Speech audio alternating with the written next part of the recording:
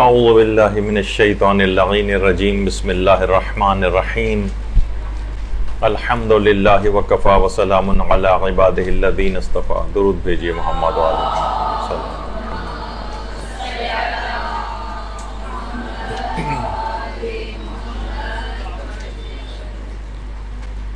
کیونکہ رمضان شروع ہو چکا ہے اور رمضان میں انتہائی اہم ترین چیز اپنے اس روزے کو بچانا ہے، جس کے لیے انتہائی محنت، تگ و دو، کوشش کے بعد فطرت سے لڑتے ہوئے،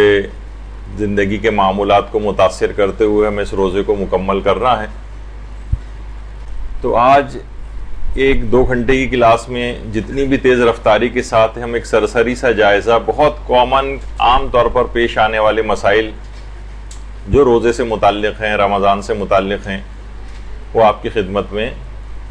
پیش کریں گے. دیکھیے، اتنی اہم ترین یہ عبادت ہے، پہلے تو اس کو کہ ہمیں واقعتاً اس کا احساس نہیں،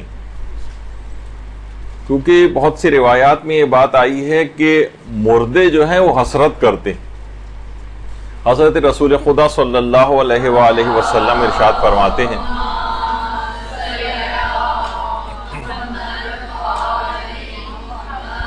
کہ ہر رات ملک الموت پکارتا ہے کہ اے مرنے والو، آج کے دن تم کس پر رشک کرتے ہو جبکہ تم بتائی ہوئی ہولناکیوں کو اپنی آنکھوں سے دیکھ چکے ہو. تو مردے جواب دیتے ہیں، ہم مومنین کی مسجدوں پر رشک کرتے ہیں کہ وہ نماز پڑھ رہے ہیں اور ہم نماز نہیں پڑھ سکتے. وہ زکوٰۃ دیتے ہیں، ہم زکوٰۃ نہیں دے سکتے، یعنی جو مالی واجبات ہیں. وہ ماہ رمضان کے روزے رکھتے ہیں، ہم ماہ رمضان کے روزے نہیں رکھ سکتے. جو کچھ ان کے اہل و عیال سے بچ جاتا ہے وہ اسے صدقہ کرتے ہیں، ہم نہیں کر سکتے. وہ اللہ کو زیادہ یاد کرتے ہیں، ہم زیادہ یاد نہیں کر سکتے. ہائے حسرت و افسوس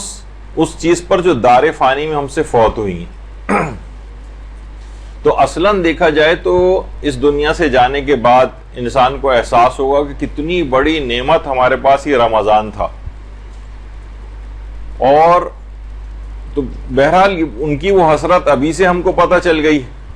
تو کیوں نہ اس رمضان کو بھرپور طریقے سے گزارا جائے اور جو رمضان کے روزے رکھے جا رہے ہوں ان کو مسائل شریعت کا علم حاصل کر کے بچایا جا سکے. ایسا نہ ہو کہ ایسی کچھ غلطیاں اس کے اندر ہو جائیں کہ جس سے رمضان کے روزے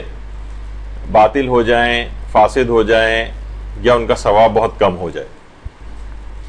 اسی طرح سے دیکھیے، اتنا عظیم یہ مہینہ ہے کہ حضرت امیر المومنین علیہ الصلوۃ والسلام نے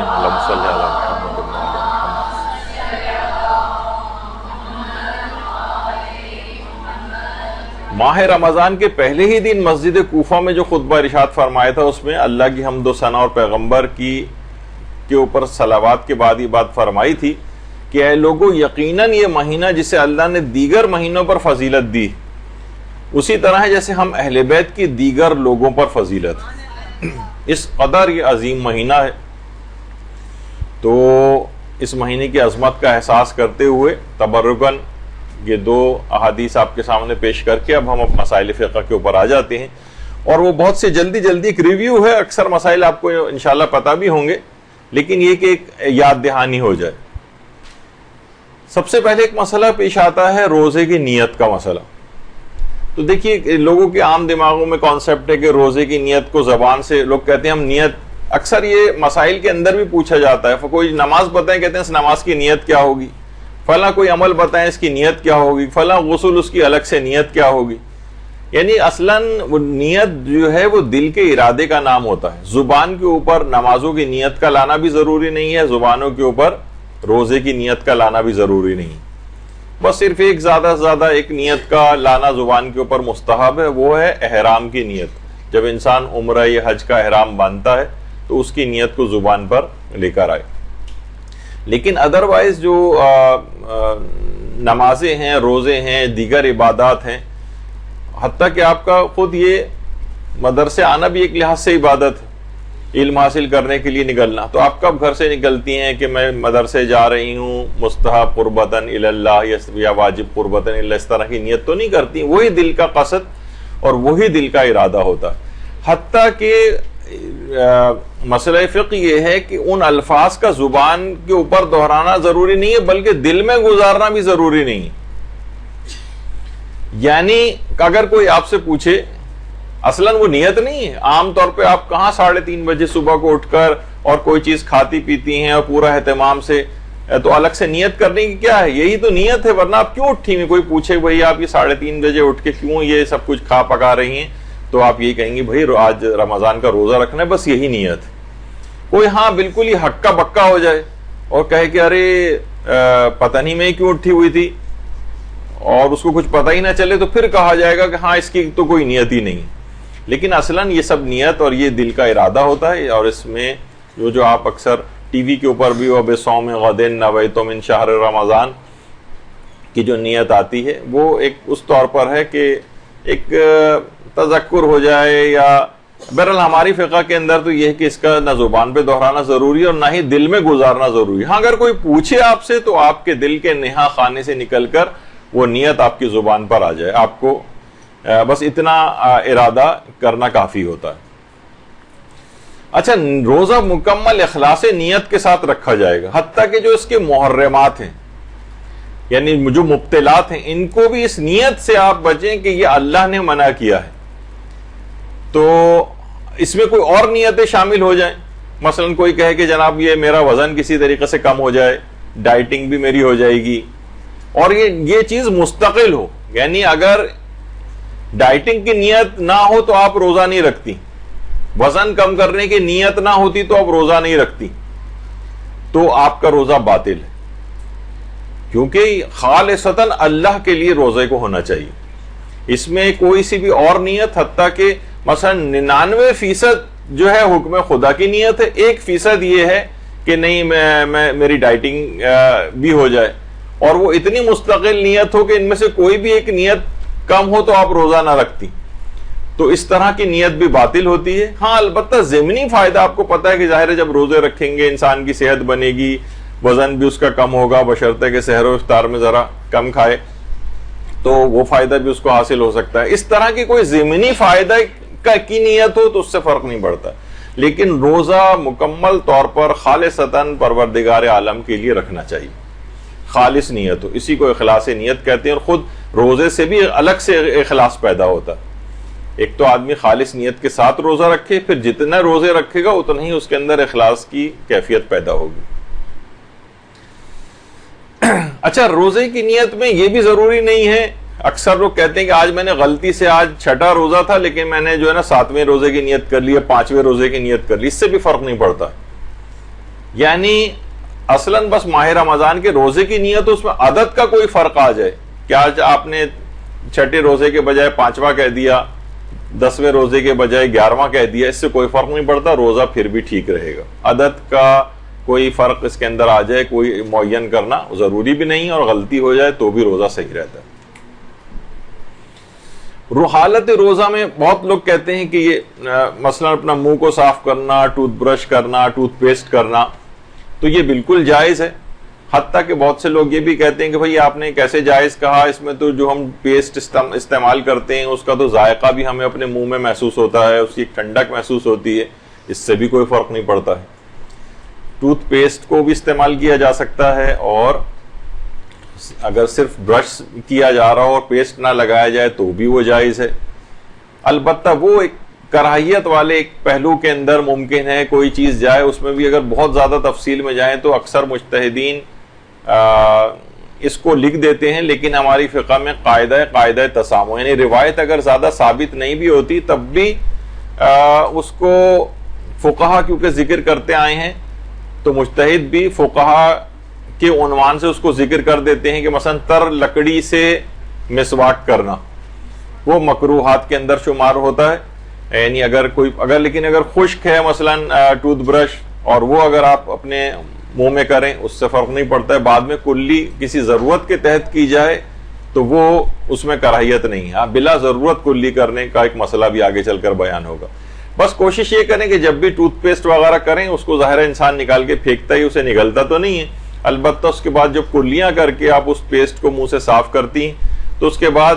مستحبات میں سے بھی ہے کہ 3 دفعہ انسان اپنے لعاب دہن کو باہر تھوک دے،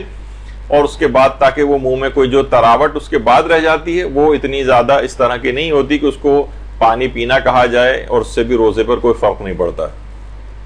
تو بہرحال الگ سے بس یہ کوشش یہ کریں کہ ٹوتھ پیسٹ کے دوران ٹوتھ پیسٹ حلق میں نہ چلا جائے، کلیاں کرنے کے دوران وہ پانی حلق کے اندر نہ چلا جائے،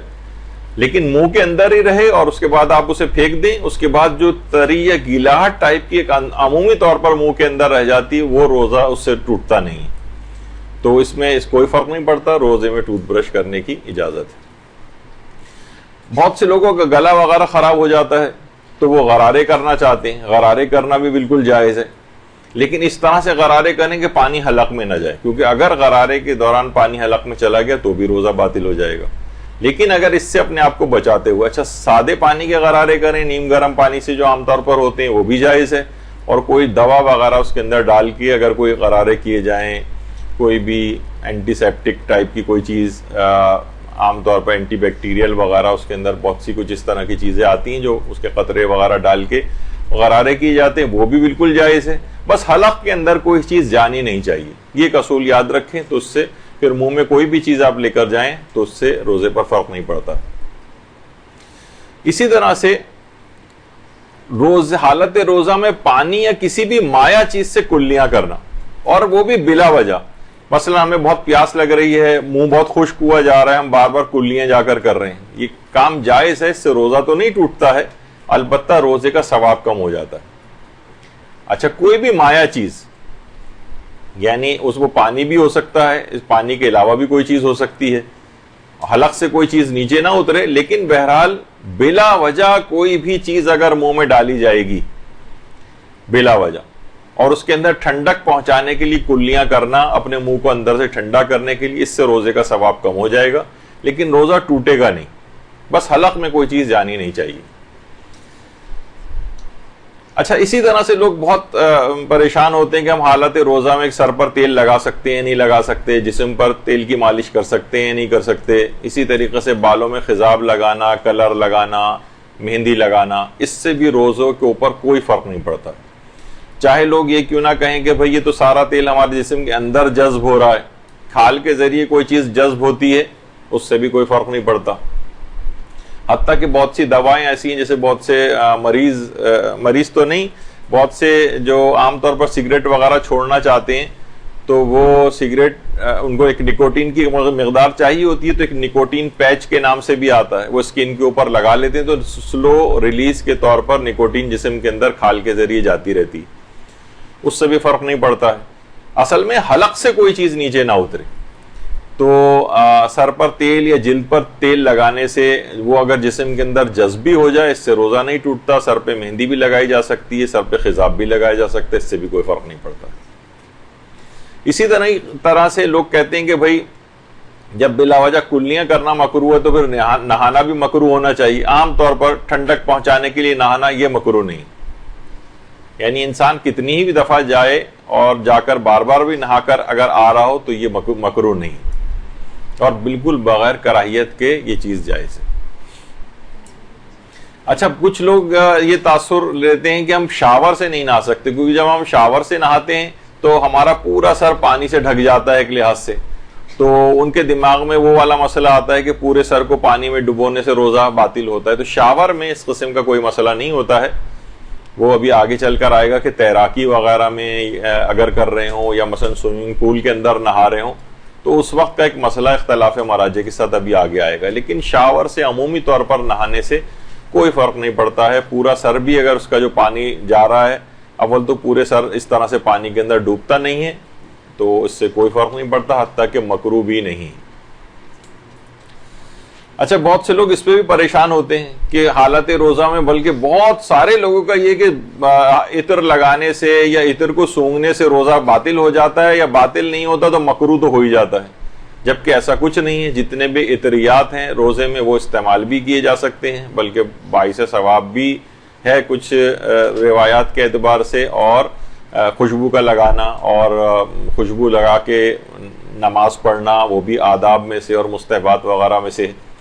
تو روزے دار عطر کو بھی استعمال کر سکتا ہے، اور الکوہل والے پرفیومز وغیرہ کا بھی استعمال کر سکتا ہے۔ عام طور پہ یہ ہوتا ہے لوگ بہت پریشان ہوتے ہیں کہ اس میں تو الکوہل ہے، تو یہ اگر ہم کپڑوں پر لگائیں گے،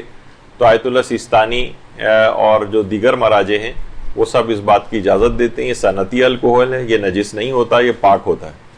تو اس کو کپڑوں پر لگا کر اور جسم کے اوپر لگا کر بھی نماز بھی پڑھی جا سکتی ہے، اور حالت روزہ میں بھی اس میں کوئی ممانعت نہیں ہے، کوئی فرق نہیں پڑتا۔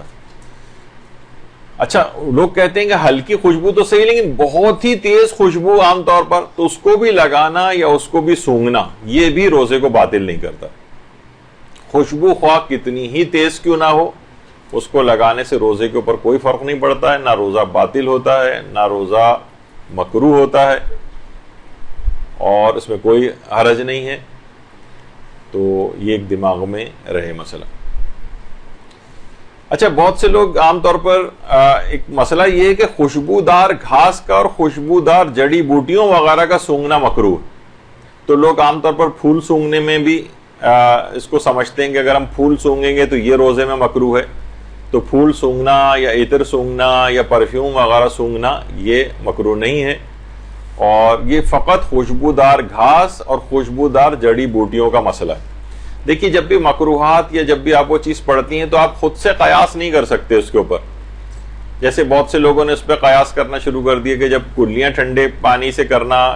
یعنی اپنے منہ کو ٹھنڈک پہنچانے کے لیے اگر ہم کر رہے ہیں بلا وجہ، تو اسی طریقے سے بلا وجہ نہانا بھی مکروہ ہونا چاہیے، یہ قیاس ہے۔ اسی طریقے سے خوشبودار گھاس اور جڑی بوٹیوں کا جو تذکرہ ہے تو فقط اسی کی حد تک یہ چیز رہے گی، اور دوسری خوشبودار چیزوں کے اوپر مسئلہ نہیں جائے گا۔ تو پھول سونگھنا یہ الگ سے لکھ کر بھی آیت اللہ سیستانی کے آفس کے لحاظ سے بھی معلوم کر لیا گیا، تو وہاں سے بھی انہوں نے کہا کہ پھول سونگھنا یہ کراہیت نہیں ہے، البتہ خوشبودار گھاس کو سونگھنا یا خوشبودار جڑی بوٹیاں وغیرہ سونگھنا یہ مکروہ ہے۔ اچھا، اب منہ میں ظاہر ہے لعاب دہن پیدا ہوتا ہے، اور حالت روزہ میں جان بوجھ کر انسان اگر اب تھوک کو نگلے تو اس سے بھی روزے پر کوئی فرق نہیں پڑتا۔ لوگ عام طور پر یہ ہوتا ہے، بہت سے لوگ حالت روزہ میں بار بار جا کر تھوک رہے ہیں، بار بار باتھ روم جا رہے ہیں، بیسن میں جا رہے ہیں، تو اس کی کوئی ضرورت نہیں ہے، اور اس سے روزے پر کوئی فرق نہیں پڑتا۔ اچھا، اسی طرح اگر کوئی لذیذ چیز دیکھ کر منہ میں پانی بھرائے، جیسے ابھی آپ کے ساتھ ہو رہا ہے، تو اس سے بھی روزہ باطل نہیں ہوتا۔ مثلا بعض اوقات کسی کھٹی چیز کو دیکھ کر یا مثلا سونگ کر یا کسی لذیذ چیز کا تصور دماغ میں ہم لے کر آئیں اور منہ میں پانی بھر آئے۔ ایک تو ہوتا ہے کہ نارمل لعاب دہن، اور ایک ہوتا ہے کہ نہیں، ان وجوہات کی بنا پر منہ میں پانی بھر آ رہا ہے اور ہم گھٹا گھٹ اس کو پی رہے ہیں، اس سے بھی کوئی فرق نہیں پڑتا ہے، روزہ بالکل آپ کا صحیح رہے گا، نہ باطل ہوگا نہ مکروہ ہوگا، کوئی فرق نہیں پڑتا ہے۔ اسی طرح سے ہاں، انسان اگر پیاس کی وجہ سے کلی کرے، یعنی پانی منہ میں گھمائے اور بے اختیار حلق سے پانی نیچے چلا جائے، تو اس روزے کو بھی مکمل کرنا ہوگا، اور بعد رمضان اس روزے کی قضا بھی کرنا پڑے گی۔ ہاں، روزے جب حالت روزہ میں جب آپ وضو کرتی ہیں اپنی نمازوں کے لیے، تو اس میں جو کلی کرتی ہیں، اس میں اگر بے اختیار پانی چلا جائے تو اس سے روزے پر فرق نہیں پڑتا۔ یہ اس وقت کی بات ہے جب آپ پیاس کی وجہ سے کلی کریں، یا منہ کو ٹھنڈک پہنچانے کے لیے کلیاں کر رہی ہیں آپ، اور بے اختیار پانی حلق سے نیچے چلا گیا، تو روزہ ٹوٹ جائے گا۔ لیکن کیا ہے کہ اس میں آپ کو اس دن پورا امساک کرنا پڑے گا، یعنی تمام روزہ توڑنے والی چیزوں سے بھی اپنے آپ کو بچانا ہے، اور بعد رمضان اس روزے کی قضا بھی کرنی۔ بہت احتیاط کے ساتھ اگر کوئی کلیاں کر رہا ہے تو پانی حلق میں جانا نہیں چاہیے۔ غلطی سے بھی اگر ایسا ہو گیا تو روزہ اس کو بھی مکمل کریں اور بعد رمضان قضا بھی کریں۔ ہاں، صرف وضو میں جو کلیاں کی جاتی ہیں اس سے فرق نہیں پڑتا ہے، وضو میں آپ کلیاں کر سکتی ہیں، اور اس میں بے اختیار اچانک سے پانی حلق کے اندر چلا گیا، وہ مبطل روزہ نہیں، اس سے روزہ بھی نہیں ٹوٹتا ہے، بعد رمضان کوئی قضا وضا بھی نہیں کرنا ہے۔ بلکہ بعض مراجع تو وضو میں بھی دو حصوں میں تقسیم کرتے تھے۔ ایک ہوتا ہے واجب نماز کے لیے وضو کرنا، جس میں مرحوم آیت اللہ خوئی شامل تھے۔ آیت اللہ سیستانی نے واجب وضو اور مستحب وضو کی کوئی الگ الگ نہیں کیا ہے اس کو، اور کہا کہ وضو میں اگر جو کلی کرتا ہے اس میں بے اختیار چلا جائے تو نہیں ٹوٹتا ہے۔ لیکن آیت اللہ خوئی کہتے تھے واجب نماز کے لیے جو وضو کر رہے ہیں اس میں پانی چلا جائے تو نہیں ٹوٹتا ہے، اگر غلطی سے ایسا ہو جائے۔ لیکن اگر آپ مستحب وضو کر رہے ہیں، ایسے ہی پاک ہونے کے لیے کر رہے ہیں، آپ کے لیے کوئی ضروری نہیں ہے کہ آپ وضو کرتے، لیکن آپ تو اس میں اگر کلی کرنے کے درمیان پانی چلا گیا تو وہ فرماتے تھے کہ نہیں اس کو بھی مکمل کر کے بعد رمضان اس کی بھی قضا کرنی پڑے گی.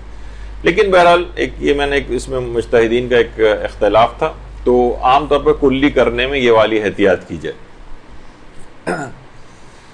اچھا، اب ایک مسئلہ یہ بھی ہے کہ بہت سے لوگ فوراً، کیونکہ بہت کامن پیش آنے والے، ہم جلدی جلدی مسئلوں کو مکمل کر رہے ہیں، اس میں بہت سی تفصیل میں جا بھی نہیں رہے، لیکن ایک ریویو ہو جائے تاکہ ایک سرسری جائزہ. کوئی شخص اگر کھا پی رہا ہے بھول کر تو اس کو بتانا واجب نہیں. دیکھیے کتنی چیزیں ایسی ہیں کہ جو واجب نہیں ہوتی. کتنے علماء سے پوچھا گیا، مثلا کوئی قاری قرآن اگر قرات قرآن کر رہا ہے اور وہ کوئی غلطیاں کر رہا ہے تو ہمیں کیا بتانا واجب ہے؟ تو علماء نے کہا نہیں، بتانا واجب نہیں. اسی طریقے سے اگر کوئی شخص بھولے سے کھا پی رہا ہے اس کو بتانا واجب نہیں. حتیٰ کہ بعض اوقات اس کو پتا نہیں ہے کہ فلاں چیز نجس ہے اور وہ کھا پی رہا ہے، اس کو بھی بتانا واجب نہیں. کوئی شخص نے مثلا کسی کے کپڑوں پر کوئی نجاست گر گئی، ہمیں پتا ہے کہ اس کے کپڑے پہ پیشاب کی نجاست گری ہے، یا جس جگہ پہ بیٹھا ہوا تھا جگہ گیلی تھی، ایک بچہ پیشاب کر کے گیا تھا، یہ بیٹھ گیا، یہ سوچ رہا تھا کہ شاید پانی وغیرہ پڑا ہوا ہے، ہمیں بتانا واجب نہیں. ارے یہ تو پیشاب تھا، اب جا کے پاک کیجیے، اس کو زحمت میں ڈالنے کی واجب نہیں ہے. اس سے مراد یہ نہیں کہ حرام ہے، بتا سکتے ہیں لیکن واجب نہیں ہے آپ پر بتانا. اسی طریقے سے اگر کوئی شخص بھول کر کھا پی رہا ہے تو اس کو بھی بتانا واجب نہیں. اسی طریقے سے مثلا اگر کوئی نماز فجر کا ٹائم ہے اور گھر میں کوئی پڑا ہوا سو رہا ہے اور وہ عام طور پر اٹھ کے نماز پڑھتا ہے لیکن آج نیند کا غلبہ زیادہ ہے، اس کو اٹھانا بھی واجب نہیں. ہاں اگر کوئی یہ کہہ کے سویا ہے کہ بھائی میں اب کل بہت تھکا ہوں، میں نماز فجر کے لیے مجھے نہیں اٹھانا، اس کو ضرور اٹھائیے جا کر. وجہ اس کی یہ کہ یہ گناہ کے ارادے کے ساتھ سویا ہوا ہے، اور وہ جو ہے اس کو ہم کہتے ہیں کہ شبہ موضوعیہ میں سویا ہوا ہے اور حالت نیند میں ہے، نیند کا غلبہ زیادہ ہے، اسے اٹھانا واجب نہیں. تو بہت سی چیزیں، اس کی بہت سی مثالیں، ابھی میں پھر بہت زیادہ طویل بات ہو جائے گی. تو بہرحال یہ کہ مومن اگر کوئی حالت روزہ میں بھول کر کھا پی رہا ہو تو اسے بتانا یا روکنا واجب نہیں ہے، اسے کھانے دیجیے، اور آپ پر یہ لازم نہیں ہے کہ اسے آپ روکیں. اچھا، اب ایک مسئلہ آتا ہے خون کا عطیہ دینے کا مسئلہ. کیا حالت روزہ میں خون ڈونیٹ کر سکتے ہیں کسی کو؟ تو جواب ہے کہ جی ہاں، جائز ہے، خون کا عطیہ دینا جائز ہے. اچھا، البتہ اگر خون کا عطیہ دینا کمزوری کا سبب ہو، یعنی ویکنس ہو رہی ہے، اس سے بہت معمولی ویکنس ہو تو وہ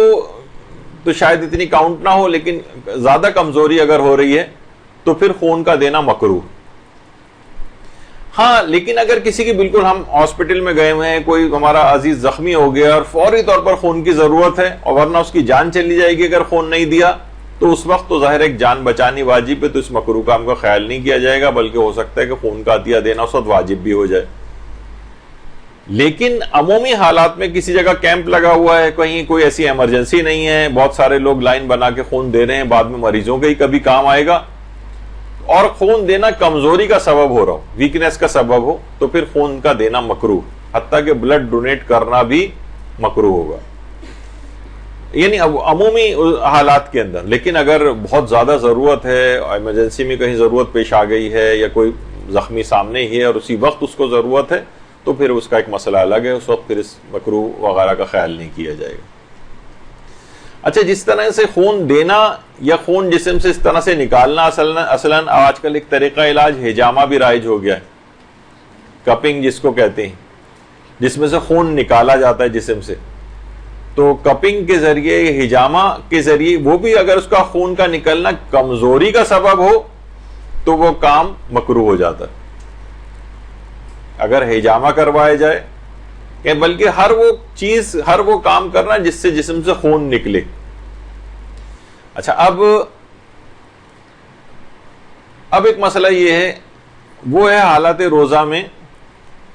نزلہ کھانسی بھی ہوتا ہے اور جسم میں بلغم بھی پیدا ہو رہا ہوتا ہے حلق میں، تو اس کو نگلنے کا کیا مسئلہ ہے؟ دیکھیے عام طور پر تو یہ ہے کہ جیسے دماغ سے، جسے کہا جاتا ہے، ویسے تو دماغ میں کوئی نہیں ہوتا، لیکن جس طریقے سے عام طور پر ایک کانسیپٹ ہوتا ہے کہ دماغ سے یا سینے کا بلغم ویسے ہی آدمی نگل لے اور وہ منہ کی فضا میں نہ آئے، تو سارے مجتہدین اس کو کہتے ہیں کہ یہ تو کام جائز. لیکن اصلاً اختلاف وہاں پر شروع ہوتا ہے مجتہدین میں جب وہ بلغم نکل کر منہ کی فضا میں آ جائے. منہ کی فضا میں. تو رہبر معظم آیت اللہ خامنئی اور آیت اللہ خوئی مرحوم کے نظریے میں، اور زیادہ بلکہ مشہور نظریہ یہ ہے کہ احتیاط واجب کی بنا پر اس چیز کو نگلنا نہیں چاہیے، بلغم کو نگلنا نہیں چاہیے اگر وہ منہ کی فضا میں آ جائے. لیکن اگر وہ دماغ سے یا سینے سے براہ راست اس کو نگلا جا رہا ہے، وہ منہ کی فضا میں نہیں آ رہا، تو سب مراجع کہتے ہیں کہ اس سے روزے پر فرق نہیں پڑتا ہے. لیکن آیت اللہ سیستانی فرماتے ہیں اگر وہ منہ کی فضا میں بھی آ جائے تب بھی اس کو نگلنے سے فرق نہیں پڑتا ہے، البتہ افضل اور احتیاط یہی ہے کہ اسے نہ نگلا جائے. لیکن اگر کوئی نگل لے تو بہرحال روزے پر فرق نہیں پڑتا. تو کبھی اگر اس طرح سے ایسا ہو جائے، اور انسان، یہ اکثر اس وقت پیش آتا تھا مسئلہ بہت زیادہ عمومی حالات میں، تو ظاہر ہے زیادہ تر مراجع آیت اللہ سیستانی کے علاوہ سب تقریباً منع کرتے ہیں. نماز جماعت میں اکثر لوگوں کے ساتھ ہم دیکھتے تھے کہ مثلا ظاہر ہے اب ان کے پاس رومال یا ٹیشو اب ایسا ہو گیا، وہ اس وقت اگر نگل لیں گے اور منہ کی فضا میں مثلا کھنکارنے میں بلغم آ گیا، اب وہ اسے اگر نگلتے ہیں مثلا تو روزہ باطل ہوتا ہے، اور دوران جماعت چھوڑ کر بھی نہیں جا سکتے، نماز بھی مکمل کرنا ہے. تو اس وقت بڑی صورتحال ایسی ہو جاتی تھی. تو اس معاملے میں ان مجتہدین کے مقلدین بھی اگر مثلا آیت اللہ سیستانی کی طرف رجوع کر لیتے ہیں اور ان کے لیے وہ رجوع مسائل شریعت کے مطابق ہو، اس کی ایک الگ تفصیل ہے، تو بہرحال ان کا وہ روزہ اس کے باوجود بچ سکتا ہے اگر وہ رجوع کر لیں اور نگل لیں اس بلغم کو، تو اس سے فرق نہیں پڑے گا. اچھا، اسی طرح سے اسٹیم لینا ہے. بہت سے لوگوں کی ناک بند ہو جاتی ہے، نزلہ ہوتا ہے، یا مثلا فیشیل وغیرہ، کیونکہ ابھی جب عید کے قریب آئے گا مرحلہ تو اس وقت یہ ہوتا ہے کہ حالت روزہ میں خواتین فیشیل وغیرہ یہ سب لیں گی. تو جو بھاپ وغیرہ اٹھ رہی ہوتی ہے وہ سب ناک میں جاتی ہے، اس سے روزہ باطل نہیں ہوتا، اس سے روزہ باطل نہیں،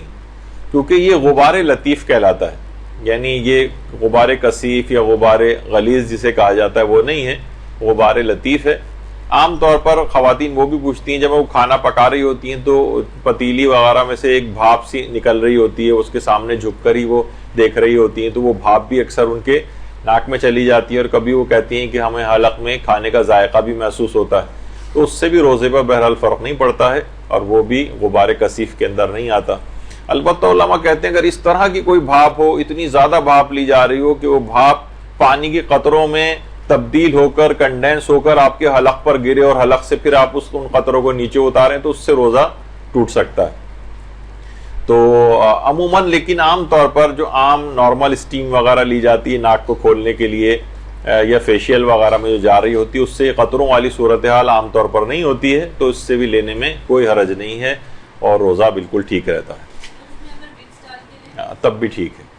اچھا، اسی طریقے سے بہت سے لوگ ذرا اور جن کے پاس سہولیات ہیں ساؤنا بات وغیرہ لیتے ہیں، اسٹیم بات لیتے ہیں، باقاعدہ ایک کمرہ ہے جس کے اندر وہ بیٹھ کے اور اسٹیم اتنی زیادہ مقدار میں اندر جا رہی ہوتی ہے، تو اس میں اگر اتنی زیادہ بھاپ ہو کہ قطرات کی صورت میں حلق سے وہ نیچے اتر رہا ہے پانی، تو اس سے روزہ باطل ہوتا ہے. لیکن اگر ایسا نہیں ہے تو ساؤنا بات اور اسٹیم بات لینا وہ بھی بالکل جائز ہے، اگر اس تک بات نہ پہنچے قطرات کی صورت میں. اچھا، اب مسئلہ آتا ہے غبار غلیظ کا، یہ جو کثیف جسے کہتے ہیں غبار کثیف. غلیظ اصل میں گاڑھے کو کہتے ہیں عربی میں، یعنی ڈینس، یعنی جو عام طور پر بہت گاڑھا دھواں ہوتا ہے، جیسے بسوں میں سے نکل رہا ہوتا ہے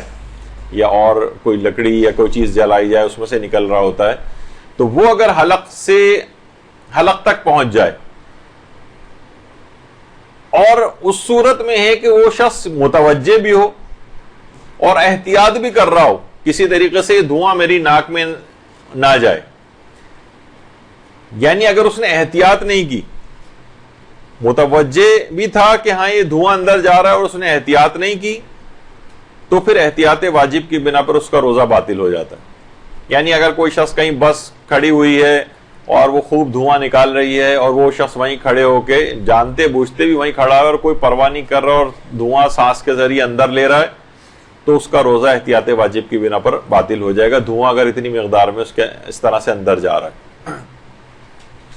لیکن اگر وہ شخص یا تو متوجہ ہی نہیں ہے، مثلا کوئی ایک دم سے ایکسیڈنٹ ہوا، بس کھڑی ہوئی ہے، دھواں بھی نکل رہا ہے اور وہ متوجہ نہیں ہے کہ دھواں اور پھر اندر چلا گیا اس کے بے خیالی میں، اس سے روزہ نہیں ٹوٹے گا.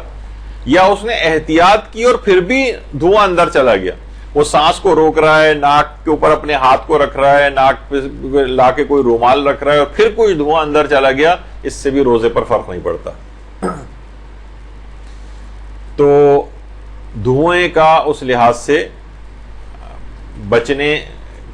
یعنی پوری کوشش کرے انسان کہ اس سے بچے, پھر بھی دھواں اگر اندر چلا جائے تو اس سے روزے پر کوئی فرق نہیں پڑتا. یہی وجہ ہے کہ سگریٹ جو ہے, سگریٹ کا پینا اسی وجہ سے کہ اس کے جو کثیف دھواں ہوتا ہے وہ انسان پیتا ہے, وہ اس کے پھیپھڑوں میں جاتا ہے, وہ اس حلق میں سے جو ہے وہ اس لحاظ سے گزر رہا ہوتا ہے دھواں, احتیاط واجب کی بنا پر سگریٹ پینے سے اسی وجہ سے روزہ باطل بھی ہو جاتا ہے. تو دھوئیں کا ایک مسئلہ یہ ہے, متوجہ ہو اور احتیاط کرنے کے باوجود حلق تک پہنچ جائے تو اس سے روزہ باطل نہیں ہوتا. یعنی متوجہ ہونے کی صورت میں اور احتیاط کرنے کے باوجود, متوجہ نہیں تھا اور چلا گیا تب بھی روزہ ٹھیک رہتا. اچھا, عام طور پر لوگ کہتے ہیں کہ بھئی اس طرح سے تو بہرحال جو دھواں, جو کثیف دھواں ہے وہ ایک الیکٹرانک سگریٹ بھی جو ہے ایک آ گئی. تو آیت اللہ سیستانی سے یہ بھی پوچھا گیا تو وہاں سے یہی جواب آیا کہ احتیاط واجب کے طور پر روزے کی حالت میں الیکٹرانک سگریٹ کا استعمال بھی جائز نہیں. تو یہ بھی ایک مسئلہ ہو گیا. اچھا, اسی طرح سے حالت روزہ میں دانت کا نکلوانا یہ مکروہ ہے, اور ہر وہ کام بھی مکروہ ہے جس سے منہ سے خون نکلے. ہر وہ کام, جان بوجھ کے کوئی ایسا کام کرنا. اب مثلا بہت سے لوگ کہتے ہیں کہ بھئی ہمیں اس طرح سے ہے کہ اگر ہم ٹوتھ برش کریں گے تو ہو سکتا ہے ہمارے دانتوں سے خون آ جائے یا مسوڑے سے خون آ جائے.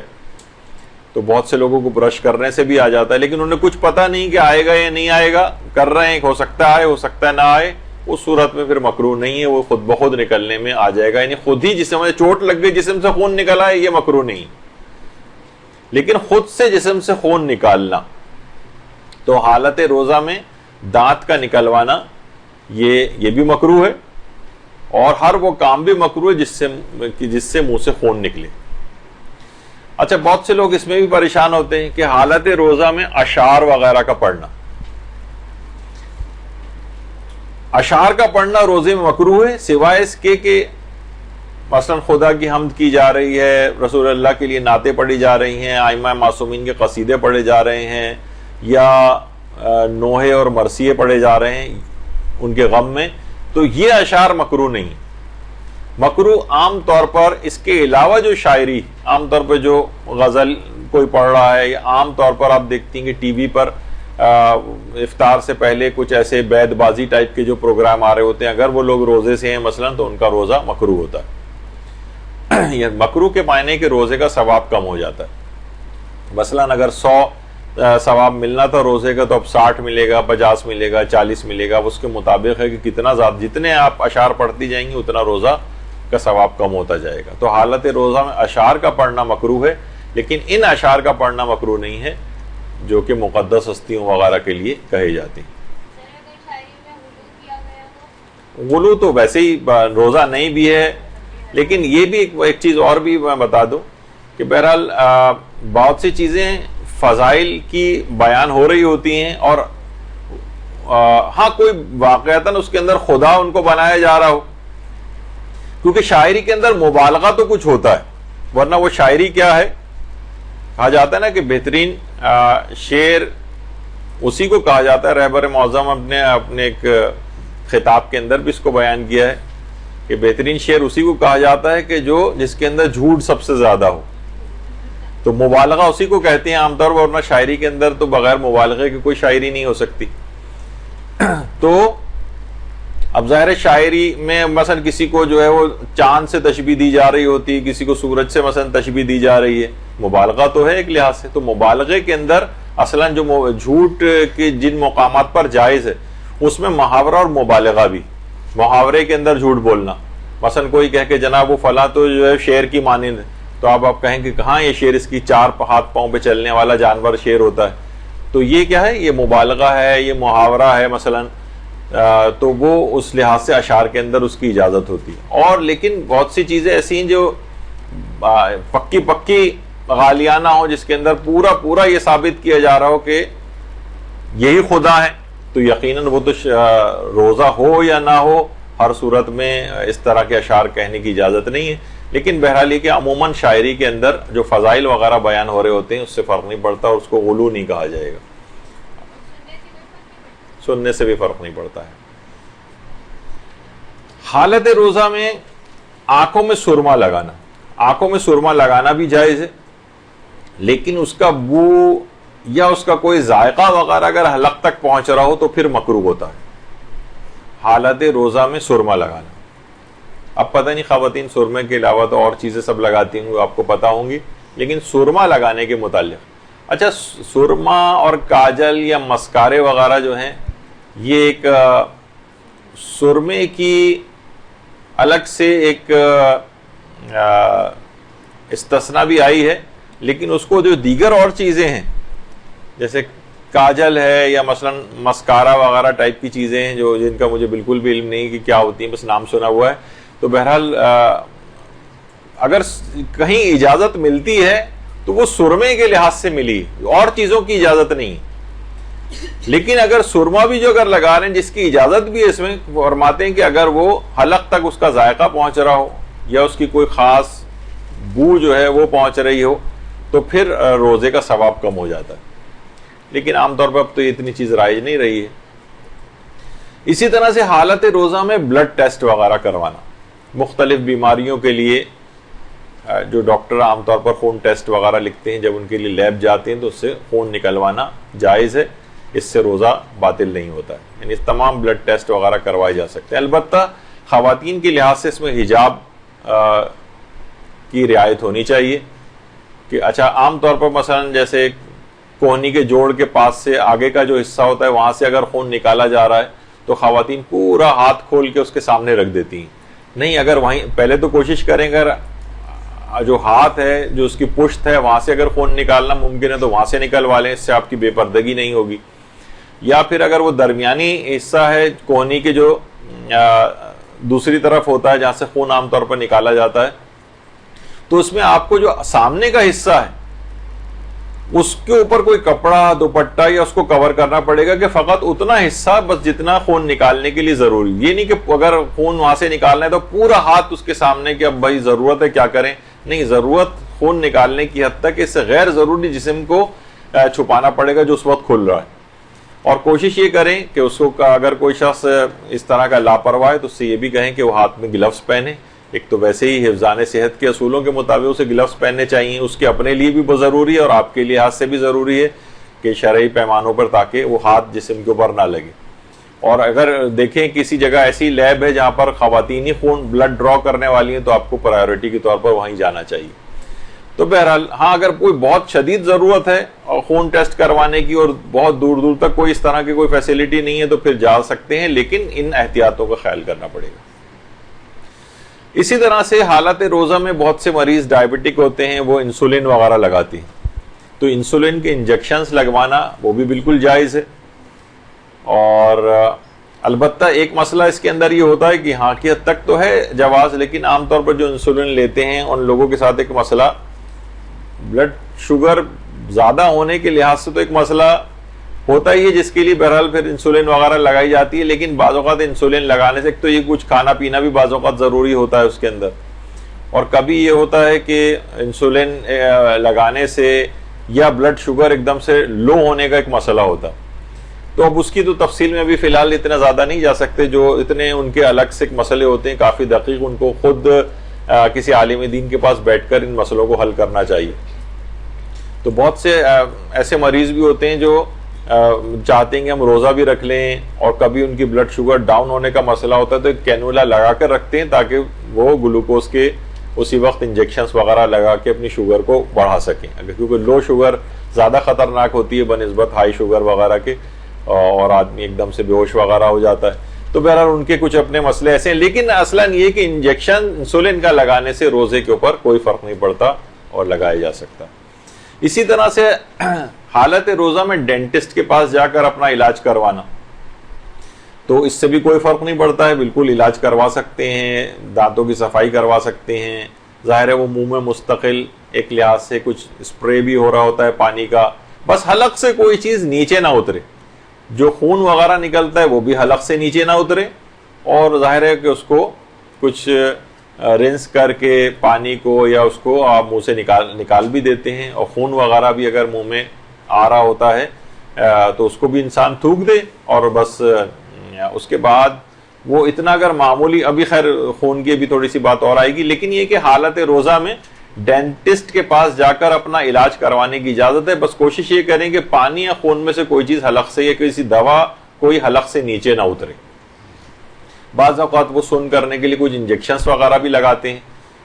تو اس سے بھی کوئی فرق نہیں پڑتا ہے، علاج کروانے کے لیے جا سکتے ہیں. اچھا، بعض اوقات یہ ہوتا ہے کہ مسوڑوں سے کچھ خون نکلتا ہے اور ہماری بالکل توجہ نہیں رہی اور بے اختیار ہم نے اس کو نگل لیا، اس سے بھی روزے پر فرق نہیں پڑتا. لیکن کبھی یہ بھی ہوتا ہے کہ خون اتنا معمولی مقدار میں ہوتا ہے کہ وہ تھوک میں گھل مل کر ختم ہو جاتا ہے، اور پھر انسان اس کو نگل لے تو اس سے بھی روزے پر فرق نہیں پڑتا. مثلا اس نے خون کو تھوک دیا، لیکن پھر بھی ہلکا سا خون منہ میں آیا، لیکن اس طرح سے آیا کہ وہ تھوک میں گھل مل کے بالکل ختم ہو گیا. اب منہ کو اندر سے پانی سے پاک کرنا بھی اس لحاظ سے واجب نہیں ہوتا اگر اتنی معمولی مقدار، یعنی بس انسان اس کو تھوک دے تو منہ کو الگ سے پانی سے پاک کرنا بھی واجب نہیں اگر اتنی معمولی مقدار تھی اس خون کی کہ وہ گھل مل کر ختم ہو گئی اس میں. تو بہرحال اور اس کے بعد ظاہر ہے اس لعاب کو جو کہ اس میں ختم ہو چکا تھا خون، اب اس کو اگر وہ نگل رہا ہے اس سے بھی روزے پر فرق نہیں پڑتا ہے. اچھا، اسی طرح سے حالت روزہ میں اگر کسی کو کمزوری ہو جائے،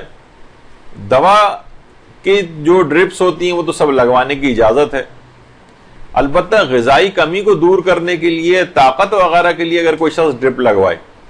تو آیت اللہ خوئی اور آیت اللہ سیستانی کے فتوے میں جائز ہے، لیکن امام خمینی اور رہبر معظم فرماتے تھے کہ احتیاط واجب کی بنا پر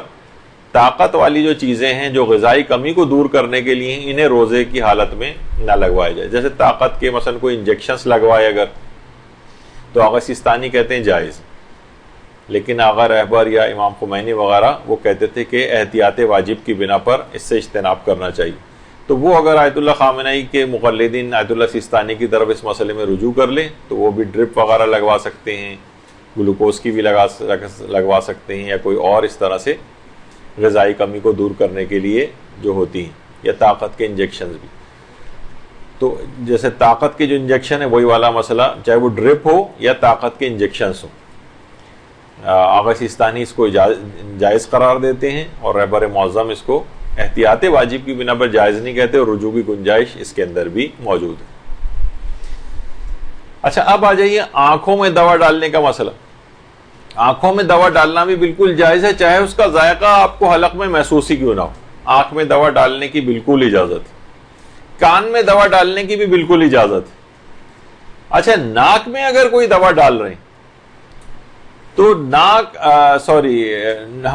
میں اگر کوئی دوا ڈالی جا رہی، ناک بند ہے اور قطروں کی صورت میں ڈال رہے ہیں تو قطرے تو ایک دم سے پھسل کے آپ کے حلق کے اندر جاتے ہیں، تو اس کو تو اجتناب کیا جائے. اگر قطرات کی صورت میں اس طرح سے تو وہ تو ایک دم سے حلق میں جائے گا. ہاں، البتہ اگر اسپرے کی صورت میں ہے تو اسپرے میں اس طرح سے وہ نہیں ہوتا ہے کہ وہ باقاعدہ قطرات کی صورت میں حلق سے گزر رہا ہو، اگرچہ اس کا کچھ ذائقہ اس دوا کا جو ہے وہ منہ میں محسوس ہوتا ہے ہمیں بعد میں، لیکن یہ کہ عام طور پر اسپرے وغیرہ جو ہوتے ہیں اس سے روزے پر فرق نہیں پڑتا ہے. بس دوا کوئی جو بھی ہو وہ حلق سے اس طرح سے نیچے نہیں اترنی چاہیے، چاہے منہ میں ذائقہ محسوس ہو. جیسے ابھی بات ہوئی تھی کہ ہم نے سب چیز منہ سے نکال کر پھینک دیے ٹوتھ پیسٹ، لیکن پھر بھی ٹوتھ پیسٹ کا ایک ذائقہ منہ میں محسوس ہوتا ہے، بعد تک محسوس ہوتا رہتا ہے وہ، تو اس سے فرق نہیں پڑتا ہے. تو فقط ذائقے کا محسوس ہونا فرق نہیں ڈالتا ہے، بس معیار یہ ہے کہ کوئی چیز حلق سے نیچے نہیں اترنی چاہیے. تو قطرات کی صورت میں ناک میں جیسے عام طور پر لیٹ کے جو قطرات ڈالے جاتے ہیں وہ ایک دم سے آپ کو خود ہی محسوس ہوگا گلے میں میرے قطرہ گیا ہے، حلق سے گزر گیا ہے. لیکن اسپرے بھی اگر لیٹ کے کریں گے تو ایک دم سے وہ قطرات کی صورت میں جائے گا، لیکن اپرائٹ پوزیشن میں بیٹھ کر اور پھر جو اسپرے کیا جاتا ہے عام طور پر نہیں دیکھا گیا ہے کہ وہ قطرات کی صورت میں حلق سے نیچے اترے تو جائز ہے اس کا بھی. تو نہیں اس سے کوئی فرق نہیں پڑتا. ہاں آنکھ کا تھوڑا سا جو پیسیج اور جو طریقہ کار ہے چیزوں کا وہ الگ ہے, اور حلق میں قطرات کی صورت ناک سے فوراً حلق میں اس طرح سے آپ خود کبھی پریکٹس بھی کر کے دیکھ سکتی ہیں. اس میں تو صرف ذائقہ محسوس ہو رہا ہے, لیکن باقاعدہ اس کے اندر یہ ہوتا ہے کہ یہ جی ہاں الگ سے ہوتا ہے. تو یہ ایک مسئلہ ہوا. اچھا اسی طرح سے روزے میں ظاہر ہے سحری بہت زوردار قسم کی ہم نے کی ہوئی تھی تو روزے میں ڈکار وغیرہ بھی آ سکتی ہے, تو جان بوجھ کے بھی روزے میں ڈکار لی جا سکتی ہے. البتہ اگر کوئی چیز منہ میں آ جائے غذا کے طور پر تو اسے جان بوجھ کر نگلنے کی اجازت نہیں. جان بوجھ کے اگر آپ نے اس کو نگل لیا, ہاں بے اختیار ڈکار آئی اور بے اختیار وہ واپس چلی گئی اندر, جو بھی غذا منہ میں آئی تھی وہ واپس حلق سے اتر گئی, تو اس سے بھی روزے پر فرق نہیں پڑتا ہے. ہاں جان بوجھ کر اسے نہیں نگلنا چاہیے, یہ ایک مسئلہ ہے. اچھا اگر روزے دار ڈکار لے اور کھائی ہوئی غذا میں سے کچھ اس کے منہ میں آ جائے تو ضروری ہے کہ اسے تھوک دے. جان بوجھ کر نکلے گا تو روزہ باطل ہے, اور وہ ضروری ہے اس کی قضا بھی کرے گا اور کفارہ بھی دے گا. جان بوجھ کے ایسے ہی جیسے آپ نے باہر سے کوئی چیز کھا لی, تو غذائی مواد کوئی بھی اگر نکل کے منہ میں اس طرح سے آیا تو جان بوجھ کر اسے نہیں نکل سکتے, اسے نکالنا ہی پڑے گا, باہر تھوکنا پڑے گا, ورنہ اگر جان بوجھ کے نکلا تو قضا اور کفارہ دونوں واجب ہو جائیں گے. اسی طریقے سے خواتین کے لحاظ سے کہ اب لپسٹک وغیرہ لگانا, تو اگر کوئی بیرونی رطوبت یا کوئی چیز حلق سے نیچے نہیں اتر رہی ہے, مثلا ہونٹوں پہ انہوں نے اپنے زبان پھیری اور اس کے جو ذرات یا لپسٹک کی اس طرح کی کوئی چیز ہے وہ بالکل حلق سے نیچے اتر رہی ہے, وہ ایک اس میں مسئلہ ہو سکتا ہے. لیکن عام طور پر صرف بیرونی حصے پہ ظاہر ہے کوئی چیز لگائی ہوئی ہے, یا یہ کہ اگر وہ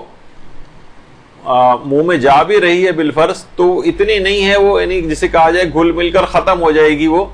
حلق سے اس طرح سے کوئی چیز اتر نہیں رہی ہے نیچے, تو حالت روزہ میں لپسٹک بھی لگائی جا سکتی ہے. البتہ وہ اس کا احتیاط کرنی پڑے گی کہ نامحرم کے سامنے حجاب کی مخالفت والا جو مسئلہ ہے وہ درپیش نہ ہو, کیونکہ نامحرم کے سامنے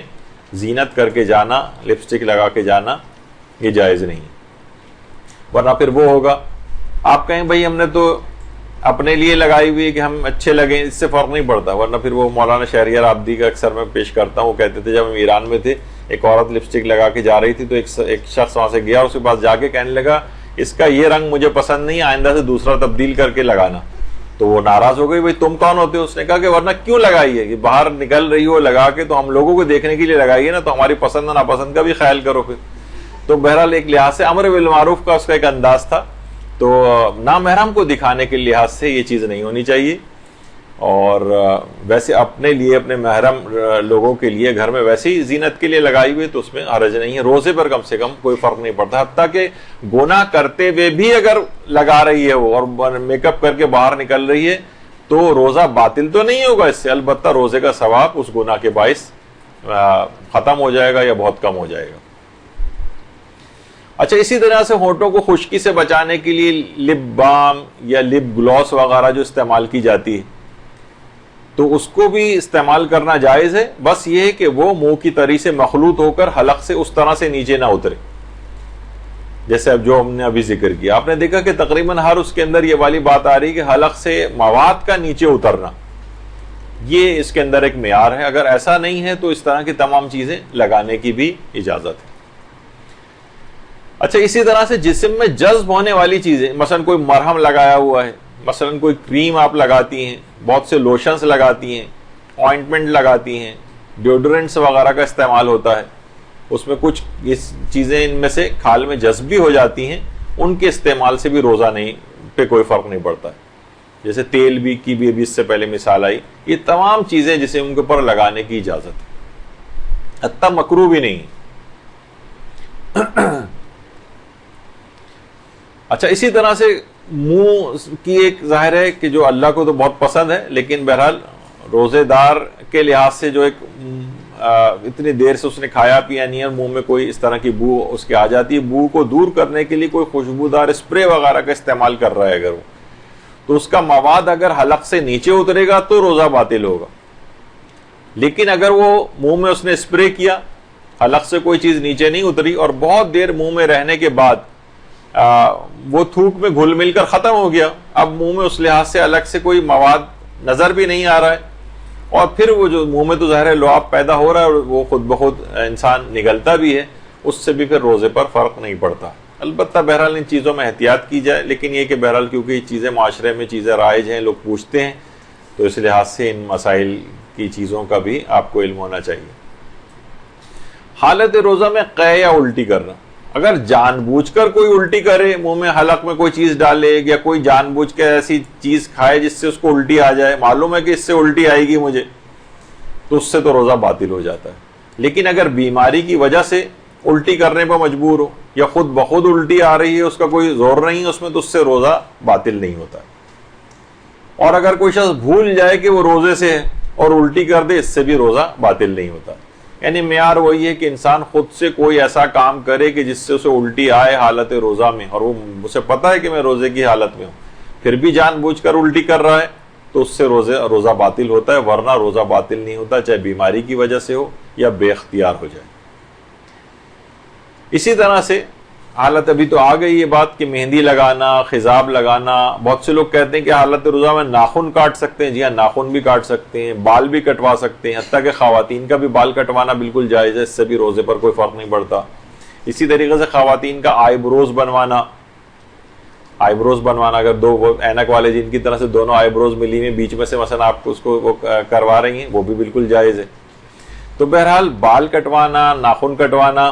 اس کی بھی بالکل اجازت ہے، اس کی بھی اجازت ہے، شیو کرنے کی بھی اجازت ہے. البتہ مرد حضرات داڑھی شیو نہیں کر سکتے، لیکن جسم کے اور غیر ضروری بال شیو کرنا، اس سے بھی روزے پر کوئی فرق نہیں پڑتا. اچھا، اب ایک خواتین کے ساتھ ایک مسئلہ ہے کہ ماہانہ عادت ان کو دوران روزہ اگر شروع ہو گئی تو خواہ افطار سے چند منٹ پہلے کیوں نہ ہو، 1 منٹ پہلے کیوں نہ ہو، ان کا روزہ باطل ہو جائے گا. اچھا، دن میں کسی وقت ایسا ہو جائے، بہت سی خواتین یہ کرتی ہیں کہ جناب وہ سوچتی ہیں کہ نہیں اب روزہ تو ہمارا باطل، یعنی اس کے بعد ان کو کھانے پینے کی بھی اجازت ہے، البتہ رمضان کا احترام وغیرہ کرتے ہوئے وہ کھا پی بھی سکتی. تو اور اس روزے کو افطار تک مکمل کرنا ضروری نہیں، قضا تو ظاہر ہے اس روزے کی کرنا ہی ہے، اور اس میں فرق نہیں پڑتا کس ٹائم پر ایسا ہوا ہے، نہ اس میں ظہر سے پہلے کی کوئی شرط ہے، نہ ظہر کے بعد کی کوئی شرط ہے. جیسے ہی ماہانہ عادت شروع ہو جائے اسی وقت روزہ باطل ہو جاتا ہے، اور روزہ باطل جیسے ہی ہوا اس کے اگلے منٹ بعد ہی کھا پی سکتی ہیں. اس کو روزے کو مکمل کرنا یہ ضروری نہیں ہوتا. تو ایک مسئلہ اس کے اندر یہ ہوا. اچھا، لیکن پھر بھی اگر وہ چاہے کہ میں منافی روزہ کاموں سے اپنے آپ کو بچاؤں، وہ نہیں کھا پی رہی ہے، تو بھی امید ہے کہ انشاءاللہ اس کو ثواب ملے گا اپنے آپ کو اگر اس سے وہ بچا رہی ہے. لیکن بہرحال کھانے پینے کی اجازت اس کو مل گئی. آغا سیستانی سے بھی باقاعدہ پوچھا گیا تو انہوں نے یہی کہا کہ ثواب دینا ظاہر ہے تو اللہ کے ہاتھ میں ہے، اور ایک چیز بہتر بھی شمار کی گئی ہے، ابھی آگے بھی چل کر ایک روزہ تعدیب کے نام سے آتا ہے. اس میں کچھ افراد ہیں کہ جن پر روزہ واجب نہیں ہوتا بلکہ روزہ رکھ ہی نہیں سکتے، لیکن پھر بھی انہیں منافی روزہ کاموں سے اپنے آپ کو بچانا ہوتا ہے. اس میں ایک یہ والی عورت بھی ہے، ابھی آگے چل کر اس کا بھی ذکر آئے گا. تو بہرحال اگر ایسا کبھی ہو جائے تو اس کو کھانے پینے کی مکمل اجازت ہے، لیکن بہتر ہے کہ وہ اپنے آپ کو ان کاموں سے بچا لے. البتہ یہ تھا ماہانہ عادت جسے حیض کہا جاتا ہے، لیکن استحاضے کی جو الگ سے اقسام ہیں ان کی تینوں اقسام میں آیت اللہ سیستانی کے نزدیک اس کو روزہ وہ رکھ سکتی، بلکہ روزہ رکھنا واجب ہے. حالت استحاضہ میں تو وہ خانہ کعبہ بھی جا سکتی ہے، طواف بھی کر سکتی ہے، نمازیں بھی پڑھے اس کے اوپر واجب رہتی ہیں، روزے بھی اس کے اوپر واجب رہتے ہیں. یعنی استحاضے کی تینوں اقسام، چاہے وہ قلیلہ ہو، متوسطہ ہو یا کثیرہ ہو. ابھی ہم اس کے احکام میں نہیں جا رہے، لیکن بہرحال آغا سیستانی کے نزدیک حتیٰ کہ ان سے غسل کے اعتبار سے بھی کوئی اس کے اندر مسئلہ نہیں. کچھ علماء نے استحاضہ متوسطہ کے حوالے سے جو ہے وہ کچھ بات کہی ہے, کہا کہ اگر نماز عشاء کے حوالے سے کچھ, اس میں ابھی میں زیادہ تفصیل میں اس میں نہیں جا رہا, پہلا بس صرف یہ اس کی حد تک رکھیں کہ حیض میں تو روزہ باطل ہو جائے گا لیکن استحاضہ میں باطل نہیں ہوتا. اس کی تینوں اقسام میں چاہے کثیرہ ہی کیوں نہ ہو تب بھی روزہ کو رکھا جائے گا. اچھا, اب ایک مسئلہ یہ ہوتا ہے کہ کیا خواتین روزے پورے کرنے کے لیے ایسی ادویات استعمال کر سکتی ہیں؟ تو جی ہاں, ایسی ادویات استعمال کر سکتی ہیں جس سے وہ روزے پورے ہو جائیں, ماہانہ عادت ان کو نہ ہو. اور کئی دفعہ یہ بات بیان بھی ہو چکی ہے اس سے پہلے بھی کہ بہرحال اس میں جو مسائل ہوتے ہیں عام طور پر, اچھا کچھ خواتین ہیں جن کو یہ مسئلے نہیں ہوتے, وہ دوائیں استعمال کرتی ہیں اور ماہانہ عادت رک جاتی ہے, اپنے روزے مکمل کر لیتی ہیں, یا مثلا عمرے پر جا رہی ہیں, زیارات پر جا رہی ہیں, وہاں یا حج پر جا رہی ہیں. لیکن عموماً حج میں خاص طور پر یہ دیکھنے میں آتا ہے کہ وہ کچھ ایسی ایب نارمل ان کو بلیڈنگس وغیرہ شروع ہو جاتی ہیں کہ وہ بہت کنفیوز ہو جاتی ہیں, ان کے لیے بہت پریشان کن مرحلہ ہوتا ہے, اسے کیا سمجھیں. تو بہتر تو یہ کہ جب اللہ نے بہرحال ان ایام میں آپ پہ معاف رکھا ہے تو الگ سے کوششیں کر کے اپنے آپ کو مزید زحمت میں جو ہے وہ انسان نہ ڈالے. لیکن بہرحال شرعی طور پر اجازت ہے ایسا کرنے کی, ایسی ادویات استعمال کر سکتے ہیں. ہاں البتہ یہ ہے کہ مثلا اگر ماہ رمضان میں عورت فجر سے پہلے اپنی ماہانہ عادت سے پاک ہو جائے لیکن پھر بھی وہ جان بوجھ کر غسل نہ کرے, اب گھریلو صورتحال کچھ ایسی ہے, کچھ شرم و حیا کے کچھ معاملات ایسے ہیں, یا سستی اور لاپرواہی ہو رہی ہے, اب تو خیر گرمیاں ہیں لیکن بعض اوقات سردیوں کا یا ایسی جگہ پہ رہ رہے ہیں جہاں سردی اور ٹھنڈک کا مسئلہ ہے, بہرحال جان بوجھ کر اگر وہ غسل نہ کرے تو اس پر قضا اور کفارہ دونوں واجب ہو جائیں گے. عام طور پر اپنے روزے کو بچانے کے لیے اور قضا اور کفارہ واجب نہ ہو جائے, کیونکہ دیکھیے آج کل کفارے بھی ادا کرنا اتنا آسان چیز نہیں ہے. مثلا قضا تو ایک بعد میں رکھنا ہی ہے, اور کفارہ کیا ہے, ایک روزے کے بدلے 60 مسکینوں کو کھانا کھلانا. تو تقریباً 4,000 روپے صرف ایک کھانے کا ہی ہو سکتا ہے کہ اس کا وہ بن جائے. تو بہرحال اور اگر پورے مہینے اس طرح سے بعض اوقات ایک سال کا بھی تو 1 لاکھ روپے تک کے قریب جو ہے بعض اوقات اس کا خرچ ہو جاتا ہے. تو بہرحال یعنی مالی خرچ الگ ہے, اور اللہ کی بارگاہ میں بہرحال اتنا اہم کہ اس نے روزے کو اپنے ضائع کر دیا, جان بوجھ کے نہیں کیا یا کسی بھی وجہ سے اس طرح سے شرم و حیا یا جس کو اسلام کنسیڈر نہیں کرتا اس وجہ کو, تو اس کو قضا اور کفارہ دونوں واجب ہو جائیں گے. تو عام طور پر جن پر اس طرح سے غسل واجب ہوتے ہیں اور وہ انجام نہیں دے پا رہے ہیں انہی کچھ وجوہات کی بنا پر, ان کے لیے پھر ایک حل یہ ہے کہ وہ بالکل آخر وقت میں جس میں غسل کرنا ممکن ہی نہ ہو. اچھا دیکھیے, غسل کرنا بعض اوقات ٹائم کی وجہ سے ممکن نہیں ہوتا ہے. ٹائم میں بھی یہ ہوتا ہے کہ ہم سوچ رہے ہیں کہ ہم جب غسل کریں گے تو شیمپو استعمال کریں گے اور صابن استعمال کریں گے, تو وہ آدھے پونے گھنٹے والا غسل جو ہے اس کو سمجھتے ہیں, اور ہمارے پاس ہے 15 منٹ, جبکہ جو واجب غسل ہے وہ مشکل سے چند منٹس کے اندر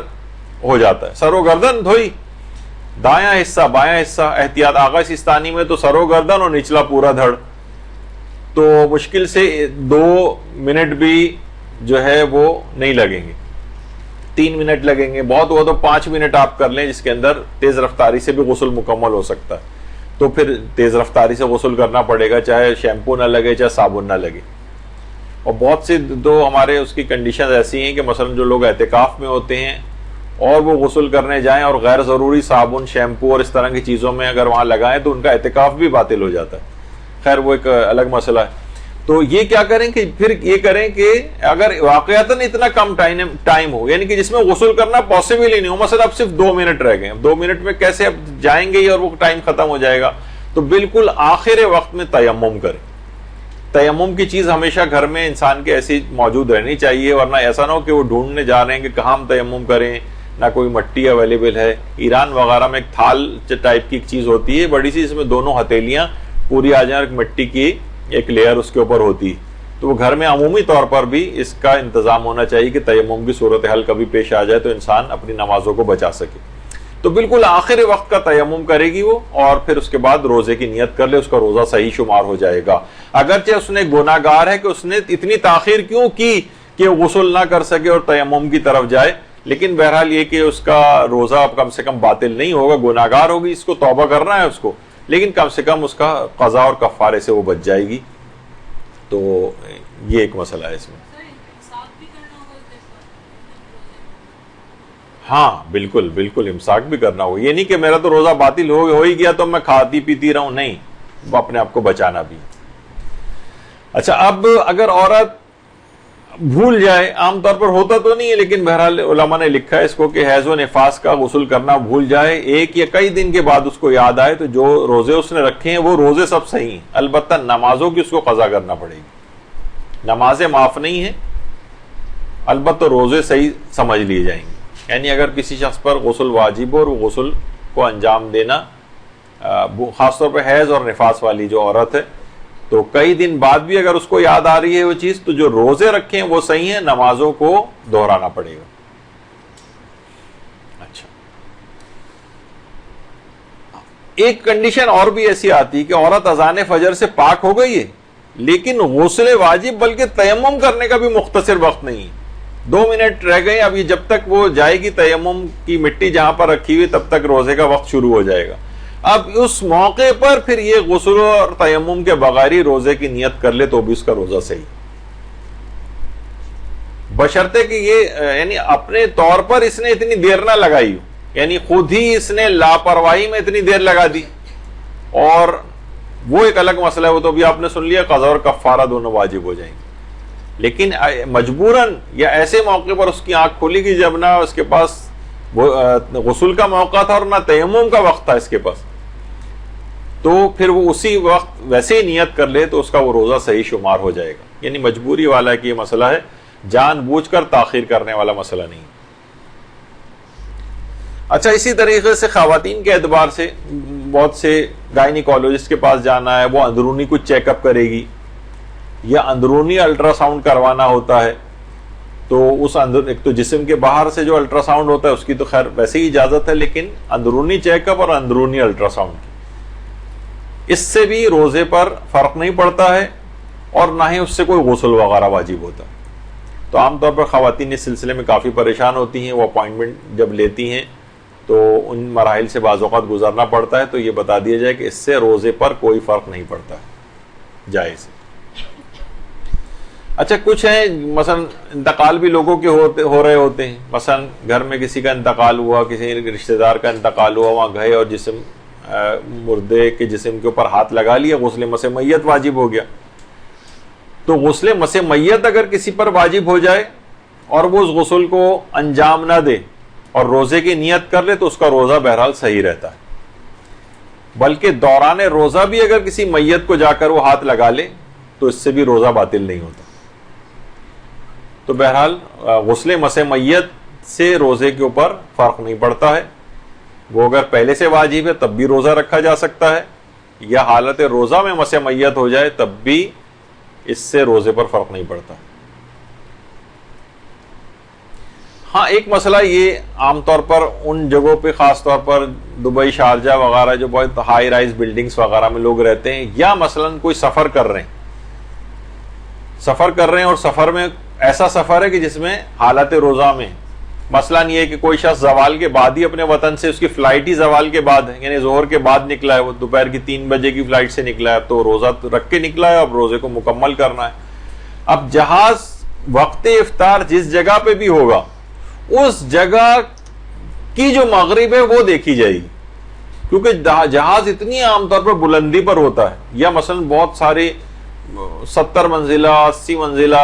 50 منزلہ، 40 منزلہ، یا ابھی تھوڑے دن پہلے ٹی وی پہ بھی میں دیکھ رہا تھا کہ برج الخلیفہ کے متعلق جو دبئی میں ہے، کہ وہاں پہ جو اوپر کے جو فلورز ہیں وہاں کے سحری اور افطاری کے ٹائمنگ بھی دبئی سے الگ. اس کی وجہ یہی ہے کہ جیسے کوئی جہاز میں اگر ہے تو اس کو بہت دیر تک وہ روشنی نظر آتی رہتی، تو جس جگہ پر وہ اس میں زمینی جہاں سے وہ جہاز گزر رہا ہے اس کی زمین کا ٹائم نہیں دیکھا جائے گا. لوگ عام طور پہ کیا کرتے ہیں کہ فلائٹ میں جا رہے ہیں اور وہ کہتے ہیں کہ بھائی ہم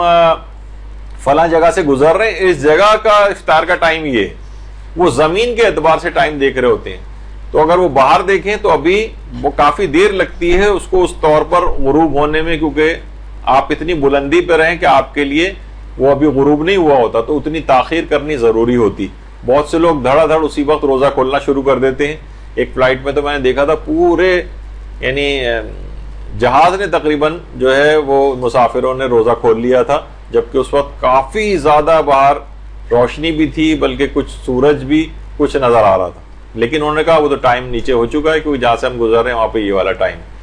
تو اسی طریقے سے بہت اونچائی پر جو ہو وہ اس کو جب تک یعنی جس جگہ وہ خود موجود ہے وہاں کے اعتبار سے غروب شرعی کب ہو رہا ہے یہ معیار ہے. وہ زمینی جگہ معیار نہیں ہے, زمینی وقت افطار معیار نہیں ہے, بلکہ جس جگہ پہ انسان خود ہوتا ہے. تو جو بلند بلڈنگز ہیں, یہ جو جہاز میں کوئی سفر کر رہا ہے اس کے ساتھ یہ مسئلہ پیش آ سکتا ہے. اچھا, ایک مسئلہ غسل کے اندر اور آتا ہے کہ مثلا کوئی بھی واجب غسل اس نے انجام دے کے روزہ رکھ لیا, جیسے جنابت کا, حیض کا غسل. بعد میں پتہ چلا کہ کوئی رکاوٹ تھی جس کی وجہ سے پانی اس جگہ پہ پہنچ نہیں سکا تھا, اور غسل کے وقت اس رکاوٹ سے لا علم تھے, تو اس کا روزہ صحیح شمار ہو جائے گا, اس کا روزہ صحیح شمار ہو جائے گا. تو یہ نہیں سمجھا جائے گا کہ بھئی تو رکاوٹ تھی اس کا مطلب غسل ہمارا صحیح نہیں ہوا, غسل صحیح نہیں ہوا تو روزہ بھی صحیح نہیں ہوا. اس رکاوٹ سے لا علم تھے تو, اور اس کا پتہ ہی بعد میں چلا, تو اس کا روزہ صحیح. اسی طرح سے بہت سارے ایسے افراد ہوتے ہیں کہ جنہوں نے ایک مدت تک غسل صحیح انجام نہیں دی. مثلا ان کو مسئلہ ہی پتہ نہیں تھا کہ غسل کیسے کرتے ہیں, غسل واجب بھی ہوتا ہے یا نہیں ہوتا, بہت سی یا صحیح طریقہ ان کو نہیں پتہ ہوتا, تو نمازیں بھی پڑھی ہیں, روزے بھی رکھے ہیں. تو اس میں مجتہدین یہ فرماتے ہیں اس کے روزے سارے صحیح ہیں, لیکن نمازوں کی سب کی قضا کرنا پڑے گی جو باطل غسل سے پڑھی گئی. تو روزے سب صحیح ہیں, روزوں کی کوئی قضا نہیں کرنی ہوتی. اس کے اندر روزوں میں چھوٹ ہے لیکن نمازوں کے اعتبار سے چھوٹ نہیں. باطل غسل کے ساتھ نماز و روزے کا حکم یہ آپ کے علم میں آ گیا. اچھا, یہ تو ابھی آ گیا کہ اسے روکنا ٹوکنا یا یاد دہانی کرانا واجب نہیں ہے اگر کوئی شخص واجب روزے میں, بلکہ کسی بھی روزے میں اگر کچھ کھا پی رہا ہو. یہ تو بات آ گئی تھی ابھی. اچھا, غسل کرنے کے دوران اکثر کہتے ہیں کہ لوگ ہم شاور سے غسل کر رہے ہیں اور ایک دم سے ہمارے منہ کے اندر پانی چلا گیا اور حلق کے اندر پانی چلا گیا. کچھ یعنی غسل کوئی انجام دے رہے ہوں, مثلا کوئی بھی واجب غسل ہے, تو پانی بے اختیار اور بغیر ارادے کے اچانک سے حلق سے نیچے اتر گیا, تو اس سے روزہ باطل نہیں ہوتا. لیکن ہم ویسے ہی نہا رہے ہیں ٹھنڈک پہنچانے کے لیے, ایسے ہی جا کر کھڑے ہو گئے اور پانی ایک دم سے حلق میں چلا گیا, غسل نہیں تھا, بس ایسے ہی نہا رہے تھے, تو اس کا تو وہی کلی والا مسئلہ ہوگا کہ کلی کرنا کوئی آپ کے لیے ضروری نہیں تھا. ٹھنڈک پہنچانے کے لیے آپ نے منہ میں پانی ڈالا تھا اور ایک دم سے پانی حلق میں چلا گیا, تو اس سے روزہ باطل ہو رہا تھا, قضا کرنا تھی. تو اس کے اندر بھی ایسا ہی ہے, یعنی غسل کوئی انجام دے رہا ہو باقاعدہ, یعنی جو اس کی شرعی ذمہ داری ہو اس وقت, اور پھر بے اختیار پانی حلق میں چلا جائے, اس سے روزے پر فرق نہیں پڑتا. ایک مسئلہ بہت ہی پیش آتا ہے اور لوگ آج کل بہت کاروان جا بھی رہے ہیں, رمضان میں روزے سے بچنے کی نیت سے سفر کرنا مکروہ, لیکن عمرہ یا مقدس مقامات کی زیارت کے سفر کرنا مکروہ نہیں. یعنی عمرے کے لیے سفر کرنا, زیارات کے لیے سفر کرنا, یہ مکروہ نہیں. رمضان میں روزے سے بچنے کی نیت سے سفر کرنا مکروہ, لیکن جائز ہے. مثلا ہمارا دل نہیں چاہ رہا, موڈ نہیں ہو رہا, ایسی بدبختی کوئی ہمارے سر پر سوار ہوئی بھی ہے کہ ہمارا رمضان میں بھی روزہ رکھنے کا موڈ نہیں ہو رہا ہے مثلا, تو اگر کوئی شخص جان بوجھ کر اپنے روزے کو قصر کر لے اور کہے کہ نہیں میں روزہ دل نہیں چاہ رہا میرا, تو وہ اس کی شریعت نے اس کو اجازت دی ہے, جان بوجھ کر بھی اپنے روزے کو قصر کر سکتا. اچھا, آپ کہیں گے کہ بہت سی چیزوں میں دیکھیے بعض اوقات یہ مسئلے بتانے یوں ضروری ہو جاتے ہیں, اس میں ترغیب نہیں دے رہے اس کو, لیکن بہت سے لوگ ایسے ہیں, جیسے ابھی 21 رمضان آئے گی, 21 رمضان میں کتنے افراد ایسے ہیں جو جلوسوں کا انتظام کرتے. اب وہ جلوسوں کا انتظام کرنا ہے, شدید گرمی, بعض اوقات پچھلے جو رمضان اور وہ گزرے ان میں تو آپ کو پتہ ہے کہ کتنا جو ہے وہ ہیٹ اسٹروک اور وہ ہیٹ ویو اور کیا کیا سب ہو رہا تھا یہاں پر. تو ایسے افراد جو بالکل منتظمین میں سے ہوں، جن کو بہت زیادہ کام کرنا ہے اور معلوم ہے کہ یہ روزہ ہم سے چھوٹ جائے گا، اور بعض اوقات ایسے افراد کو دیکھا ہے کہ وہ ٹھیک ہے عزاداری وغیرہ کے اندر تو کافی ایکٹیو ہوتے ہیں، لیکن کچھ دینی مسائل میں کچے ہوتے ہیں، مثلا روزہ نہیں رکھ رہے ہیں اور جلوس کا انتظام کرنے جا رہے ہیں. تو ایسے افراد کے لیے کہ یہ صبح سحری وغیرہ کر کے، یعنی روزہ کر کے رکھ کر، اور یہ شہر سے باہر جائیں اور جتنا جانا ضروری ہوتا ہے حد ترخص سے گزرنے کے بعد وہاں جا کر کچھ کھا پی لیں، اور پھر اس کے بعد یعنی اپنے روزے کو قصر کر کے واپس آ جائیں. وہاں گئے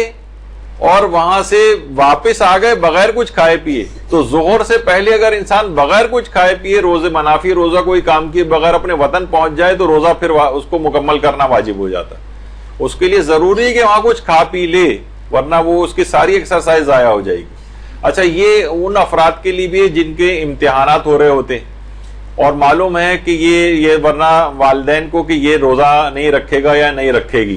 تو والد صاحب جو ہیں یہ تھوڑا سی ذمہ داری قبول کریں، یعنی اس کو اس گناہ سے بچائیں، شہر سے باہر لے جا کے قصر کروائیں، مشکل سے وہاں سے 2-2.5 گھنٹے کے اندر واپس آ جائیں گے، اور اس کے بعد وہ کھا پی بھی سکتا ہے، روزہ اس کا قصر ہو گیا، اور اس کے بعد اپنے اس بعد رمضان اس کی قضا کرتا رہے. ابھی کم سے کم ورنہ کیا تھا، اس کو یقینی طور پر اسے گناہ کرتے ہوئے روزہ چھوڑتا ہو، قضا اور کفارہ دونوں واجب ہو جاتے. اس میں کم سے کم شرعی ایک ہیلہ اور طریقہ ہے کہ اپنے روزے کو جان بوجھ کر قصر کر لیں. البتہ جان بوجھ کر روزہ قصر کرنا مکروہ ضرور ہے، لیکن کم سے کم حرام تو نہیں، وہ عذاب تو نہیں ملے گا اس کو، وہ قضا اور کفارے تو واجب نہیں ہوں گے. لیکن اگر کوئی شخص عمرہ کرنے جا رہا ہے یا مقدس مقامات کے سفر کی زیارت کے سفر پہ جا رہا ہے، تو وہاں جا کر اس کے روزے قصر ہو جائیں گے،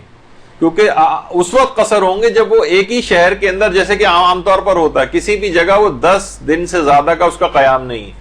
5 دن مثلا نجف میں رہے گا، 5 دن کربلا میں رہے گا، 2 دن کسی اور جگہ رہے گا، 1 دن کسی اور جگہ رہے گا مثلا. تو کیا ہے، ویسے ہی ہر جگہ 10 روز سے کم کا قیام ہے. تو ہر جگہ نمازوں میں تو یہ ہوتا ہے کہ مسافر کو قصر و تمام کا کچھ جگہوں کے اوپر اختیار ہوتا ہے، لیکن روزے میں اختیار نہیں، اسے لازمی قصر کرنا پڑے گا. رمضان کا روزہ، حتیٰ کہ رمضان کا روزہ اگر نظر کر کے کوئی ایسی نظر بھی کر لے تو وہ بھی نہیں چلے گا. مستحب روزے کی نظر چل جاتی کہ میں حالت سفر میں مستحب روزہ رکھوں گا، اپنے وطن میں ہی اگر نظر مان لے،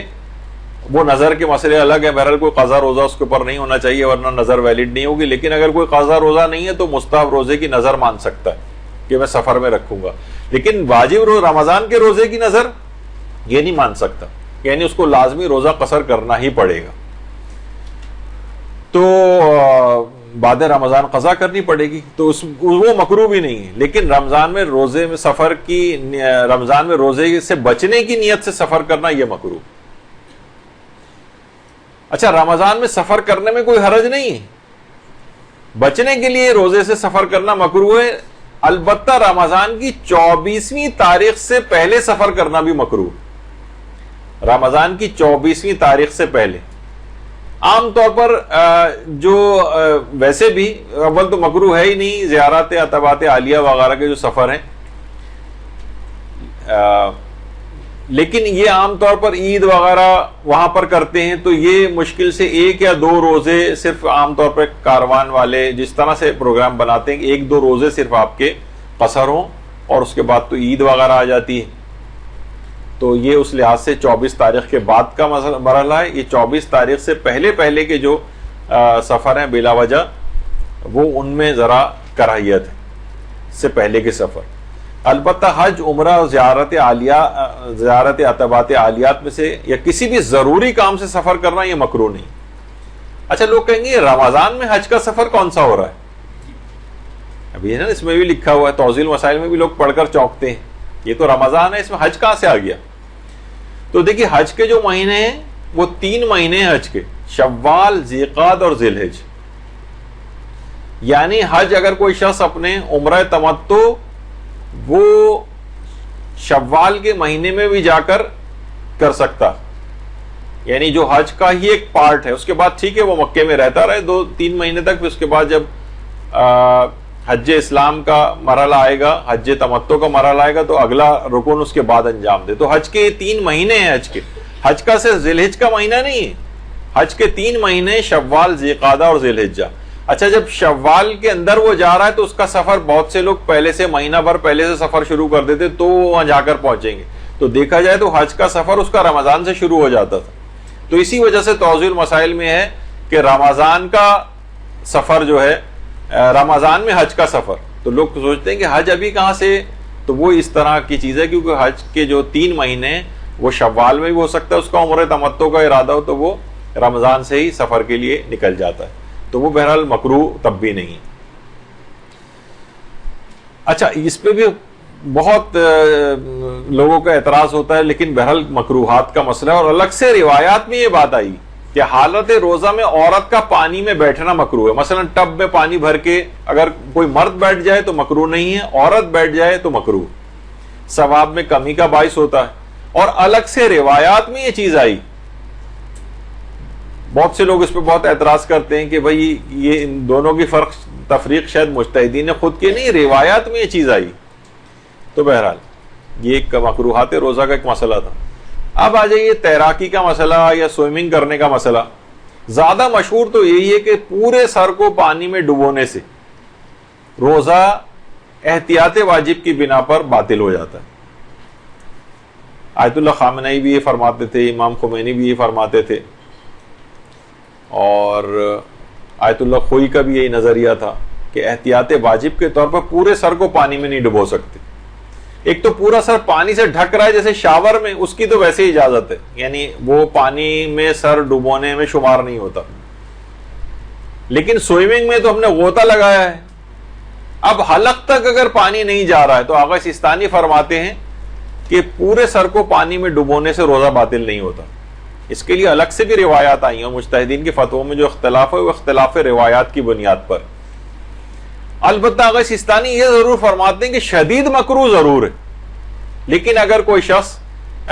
سوئمنگ وغیرہ کے لیے یا مثلا ساحل سمندر پہ جائے، گرمی بہت ہو رہی ہے تو چلو چل کے نہاتے ہیں اس کے اندر مثلا، تو پورے سر کو اگر کوئی شخص سوئمنگ میں پانی میں سر میں اپنے سر کو ڈبو لے پانی میں تو آغا سیستانی کے نزدیک روزہ باطل نہیں ہے، البتہ ایسا کرنا شدید مکروہ. اچھا، اب بہت سے مریضوں کے لحاظ سے چیزیں ہیں کہ حالت روزہ میں مثلا بواسیر جسے پائلز کہتے ہیں، ہیمورائڈز کہتے ہیں، ان میں یا تو اس کی تشخیص کے لیے ایک آلے سے تشخیص کی جاتی ہے جسے پروکٹوسکوپ کہتے ہیں، وہ جسم میں داخل کیا جاتا ہے، اس سے بھی روزے پر فرق نہیں پڑتا، یا مرض کی جگہ پر اگر کوئی دوا وغیرہ لگائی جائے اس سے بھی فرق نہیں پڑتا. تو بواسیر کے مریضوں کے لحاظ سے بھی ایک مسئلہ اس میں آ گیا.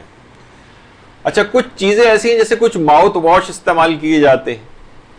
مثلا منہ میں کوئی فنگل انفیکشن سے بچنے کے لیے یا علاج کے لیے ڈراپس کا استعمال ہوتا ہے.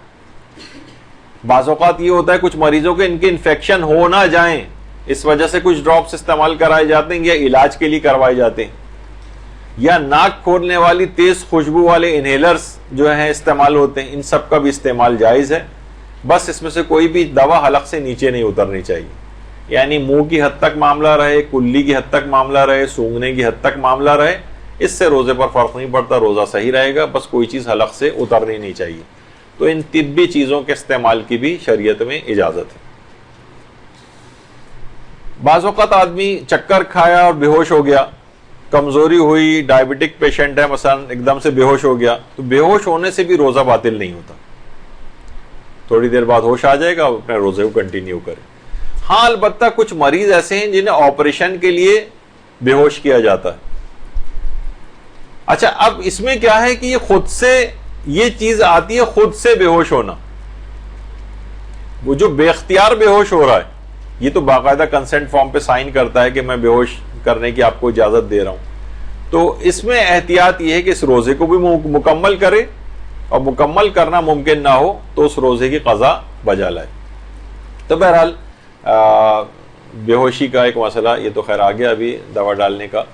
اچھا حالت روزہ میں اکثر دل کے مریض زبان کے نیچے کچھ ادویات رکھتے ہیں. اچھا صرف زبان کے نیچے نہیں بلکہ دل کے لیے نہیں بلکہ کچھ درد کم کرنے کی ادویات بھی ہیں جو زبان کے نیچے رکھی جاتی ہیں. وہ وہاں سے خون میں جذب ہوتی ہیں اور اس کے بعد اپنا اثر دکھاتی ہیں, حلق سے نیچے نہیں اترتی. تو آیت اللہ سیستانی کے فتوے میں مریض ایسے جو دل کے مریض ہوں یا درد کو کم کرنے والی ادویات زبان کے نیچے والی, اس سے روزے پہ فرق نہیں پڑتا. البتہ رہبر معظم آیت اللہ خامنئی احتیاط واجب کے طور پر زبان کے نیچے رکھنے والی گولیوں کے استعمال کو بھی منع کرتے ہیں اور کہتے ہیں احتیاط واجب ہے کہ نہیں. تو کیونکہ احتیاط واجب ہے تو اس مسئلے میں ان کے مقلدین آیت اللہ سیستانی کی طرف اگر رجوع کر لیں تو وہ بھی زبان کے نیچے گولیاں رکھ سکتے ہیں. اچھا بہت سے لوگ عام طور پہ کرتے ہیں کہ بھائی میں دل کا مریض ہوں, میں تو روزہ نہیں رکھ سکتا. دل کا مریض ہونے سے روزہ رکھنے کا کوئی تعلق نہیں, وہ ابھی اس کا معیار چل کے آگے چل کر آئے گا. لیکن عام طور پر دل کے مریض سالہ سال تک بس ان کو کچھ ادویات استعمال کرنی ہوتی, وہ بھی سحر و افطار کے اندر اگر کر لیں اور حالت روزہ میں زبان کے نیچے والی بھی اگر ادویات رکھ رہے ہیں تو آپ نے دیکھا کہ اس میں بھی گنجائش نکل آئی ہے اور ان دوران روزہ بھی ان کو کچھ فرق نہیں پڑے گا روزے کے اوپر, اور بیماری کے لحاظ سے ان کا علاج بھی ہو جائے گا اور ان ادویات کو استعمال کرنے کی اجازت ہے. البتہ حلق سے کوئی اتارنے والی گولی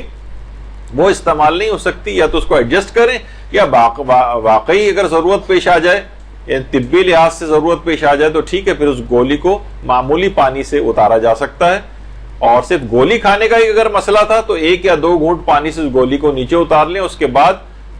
منافی روزہ کاموں سے بھی اپنے آپ کو بچانا پڑے گا اور بعد رمضان اس روزے کی قضا بھی کرنا پڑے گی. یعنی یہ ایسا نہیں کہ اسلامی کہہ رہے کہ کوئی بات نہیں تم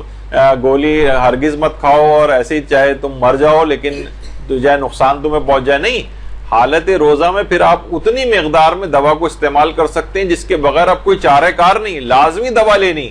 اور صرف دوا لینے کا مسئلہ ہے, ہمیں کوئی غذائی کوئی مسئلہ نہیں, صرف دوا لینی ہمارے لیے ضروری ہے. تو اس صورت میں وہ دوا لی جا سکتی ہے, لیکن ایسا نہیں کہ مثلا 2 گھونٹ پانی سے دوا لی جا سکتی ہو تو آپ گھٹا گھٹ گلاس کے گلاس شربت کے جو ہے اس کے اوپر چڑھا جائیں آپ, تو یہ صحیح نہیں ہے. اپنے آپ کو منافی روزہ کاموں سے بھی بچانا پڑے گا اور بعد رمضان اس روزے کی قضا کرنا. پھر وہی سوال آتا ہے کہ جب بعد رمضان روزے کی قضا کرنا ہے تو پھر فائدہ کیا ہوا؟ تو صرف بہتر کھا پی لیتے, فائدہ ہی ہوا, ایک تو گناہ نہیں ملا آپ کو اور کفارہ واجب نہیں ہوا آپ پر.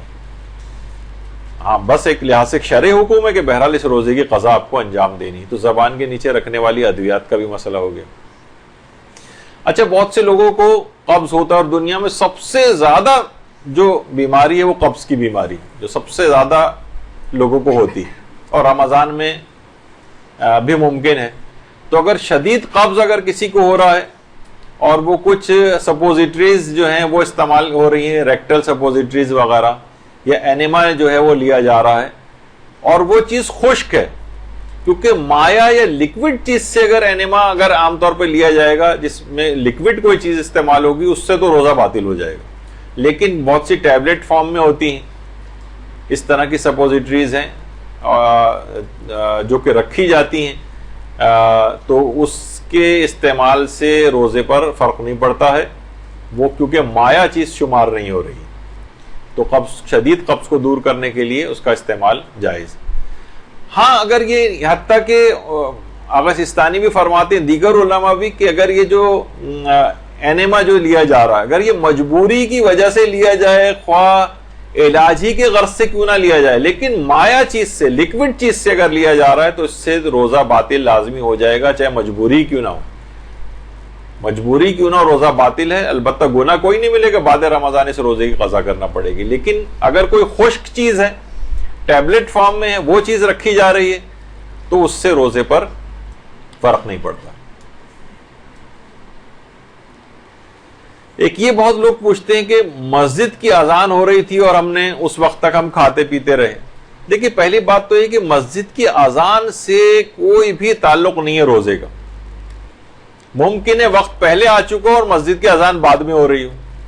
ممکن ہے وقت فجر داخل ہو چکا اور اسی وقت مسجد کی مثلا لائٹ چلی جائے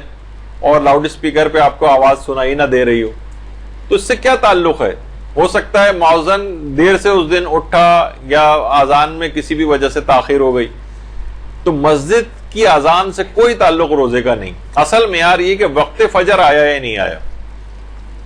وقت فجر آ جائے تو اسی وقت سے روزہ شروع ہو جاتا ہے، چاہے مسجد سے اذان کی آواز آئے یا نہ آئے، یا اذان ختم ہو یا نہ ختم ہو۔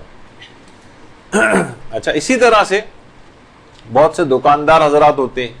کیشیئر حضرات ہوتے ہیں، تو مثلا نقدی گن رہے ہیں، نوٹ گن رہے ہیں، یا صفحات کو پلٹتے وقت انگلی کو بار بار منہ میں لے جا رہے ہیں، ترک کر رہے ہیں، پھر نوٹوں پر لگا رہے ہیں، پھر وہی دوبارہ منہ میں انگلی لے جا رہے ہیں، اس سے روزے پر کوئی فرق نہیں پڑتا، یہ ٹھیک ہے، اس سے کوئی فرق نہیں پڑتا اور روزہ صحیح رہتا ہے۔ اب ایک مسئلہ ایک اور ہے جو کہ جب مدرسے نے اتفاق سے اس کو زیادہ اس کو پروپیگیٹ کیا اور ہمیں بہت سے لوگوں سے بہت باتیں بھی سننے کو ملی، لیکن اصلاً مسئلہ یہ کہ بعد میں لوگوں کو آہستہ آہستہ اس کا جو ہے وہ پتہ چل گیا۔ علماء تو اکثر پہلے بھی بتاتے رہے ہیں اس کو، لیکن بہت زیادہ رائج یہ مسئلہ نہیں تھا، اور بعض صاحبان علم کے علم میں بھی نہیں تھا یہ والا مسئلہ کہ مرحوم جو باپ ہے اس کے قضا روزے اور نمازیں یہ بڑے بیٹے پر واجب ہوتے، بڑے بیٹے پر واجب ہوتے۔ البتہ آغا سیستانی یہ ضرور فرماتے ہیں کہ مرحوم نے اگر گناہ کرتے ہوئے نماز روزے انجام نہیں دیے تھے تو وہ بڑے بیٹے پر واجب نہیں، کسی عذر کی وجہ سے چھوڑے ہیں اس نے تو وہ ان کی قضا کرنا بڑے بیٹے پر واجب۔ البتہ آغا خوئی تھے، وہ کہتے تھے کہ چاہے وہ گناہ کرتے ہوئے چھوڑے ہوں چاہے کسی مجبوری سے چھوڑے ہوں، ہر صورت میں بڑے بیٹے پر الگ سے ایک واجب ہے کہ وہ اپنے باپ کی قضا نمازوں اور روزے انجام دے۔ آغا سیستانی روزے کے نمازوں میں نہیں ہے یہ والا مسئلہ، صرف روزے میں ایک آپشن دیتے ہیں اس کو کہ یا تو وہ روزے بڑا بیٹا باپ کے روزے رکھے یا رکھوائے کسی سے، اور اگر یہ نہیں کرنا چاہتا وہ، یعنی اس کو آپشن ہے، تو وہ ہر روزے کے بدلے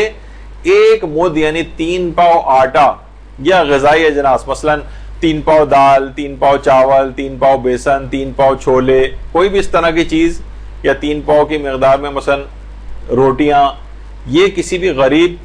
دیندار اور نمازی مومن وغیرہ کو وہ اس کو دے، تو باپ کے قضا روزے رکھوانے کی ضرورت نہیں۔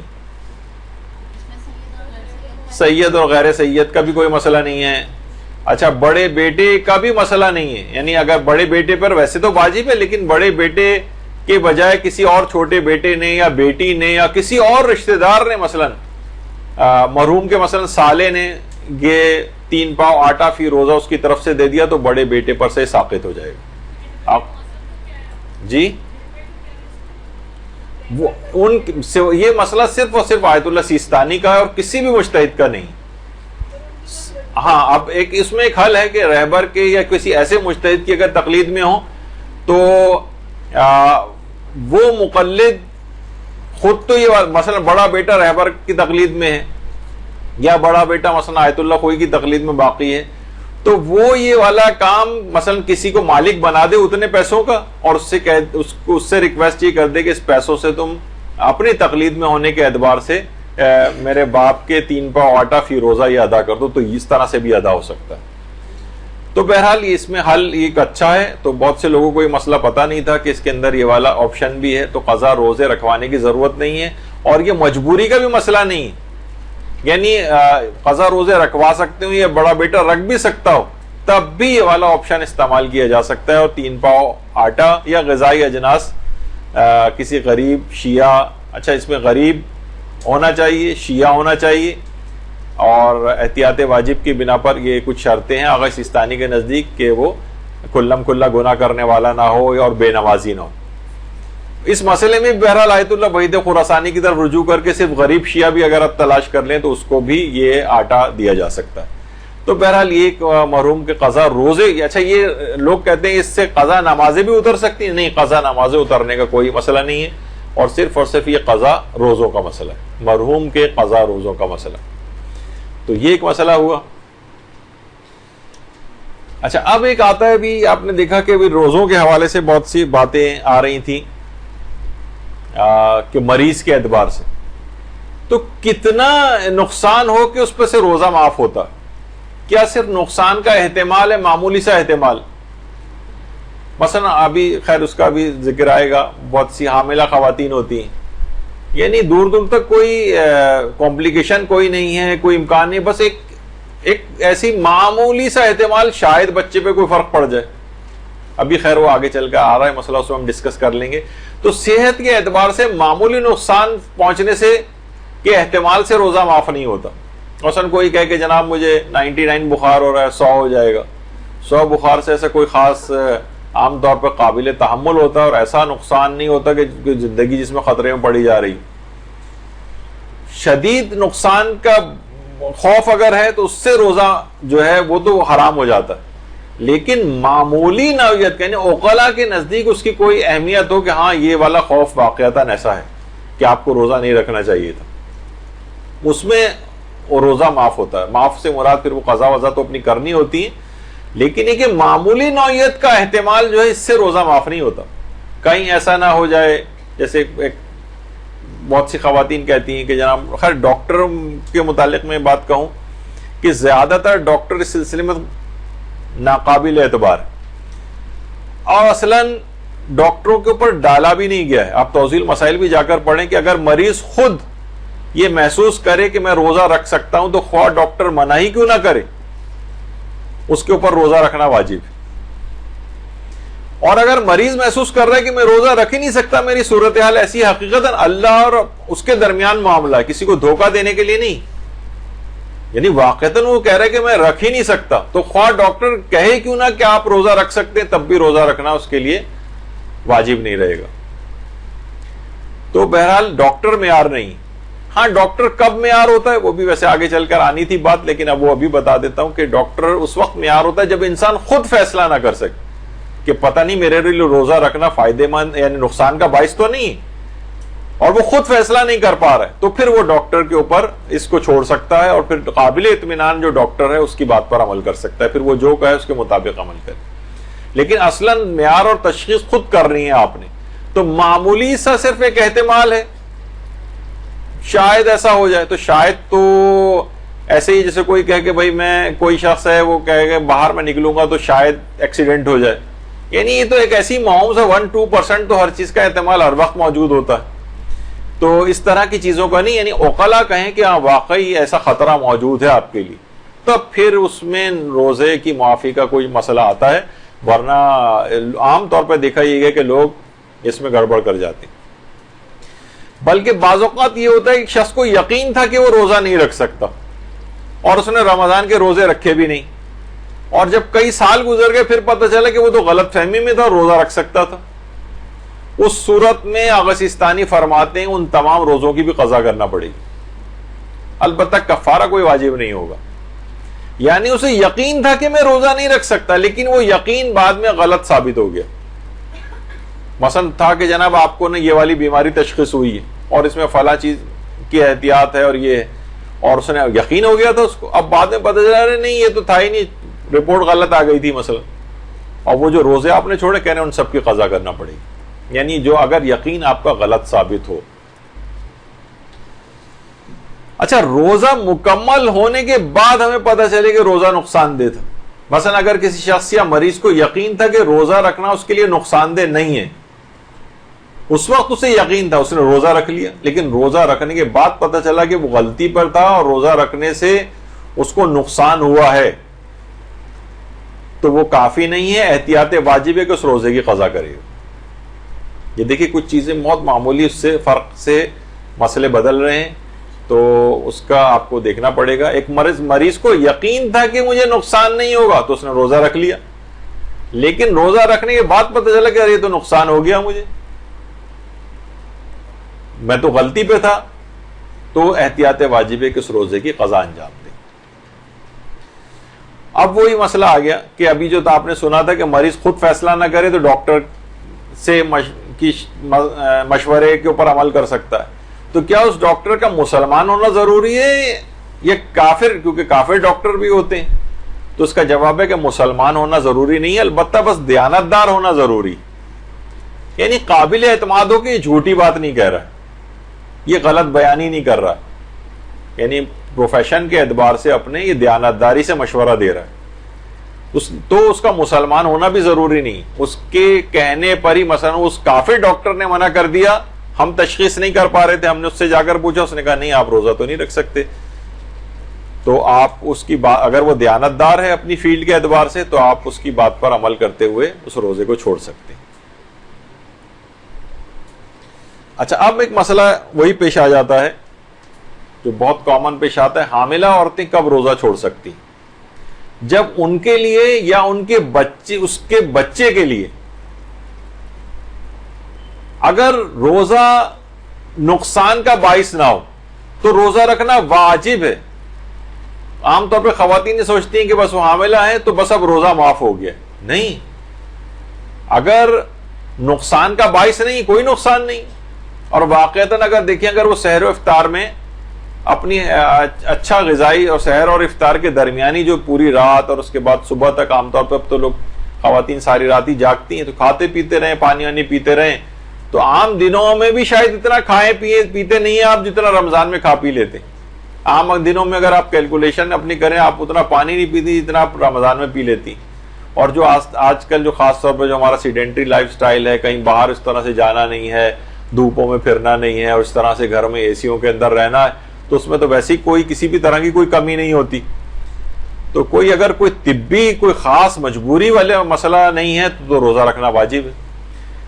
لیکن اگر حمل کا 8واں یا 9واں مہینہ ہے اور اسے یا اس کے بچے کے لیے نقصان کا کوئی واقعتاً کوئی خوف ہے تو وہ روزہ چھوڑ سکتی ہے، بلکہ اگر شدید خوف ہے تو روزہ چھوڑنا واجب بھی ہو جائے گا۔ البتہ بعد رمضان ان روزوں کی قضا کرنا ہے، لیکن اس کو 8ویں اور 9ویں مہینے میں جو یہ چھوڑ رہی ہے روزہ، تو 3 پاؤ آٹا یا کوئی بھی کھانا یا غذائی اجناس یہ مستحق کو کفارے کے طور پر دینا ہوگا۔ اور اگر حمل پہلے مہینے سے 7ویں مہینے کے آخر تک کا ہے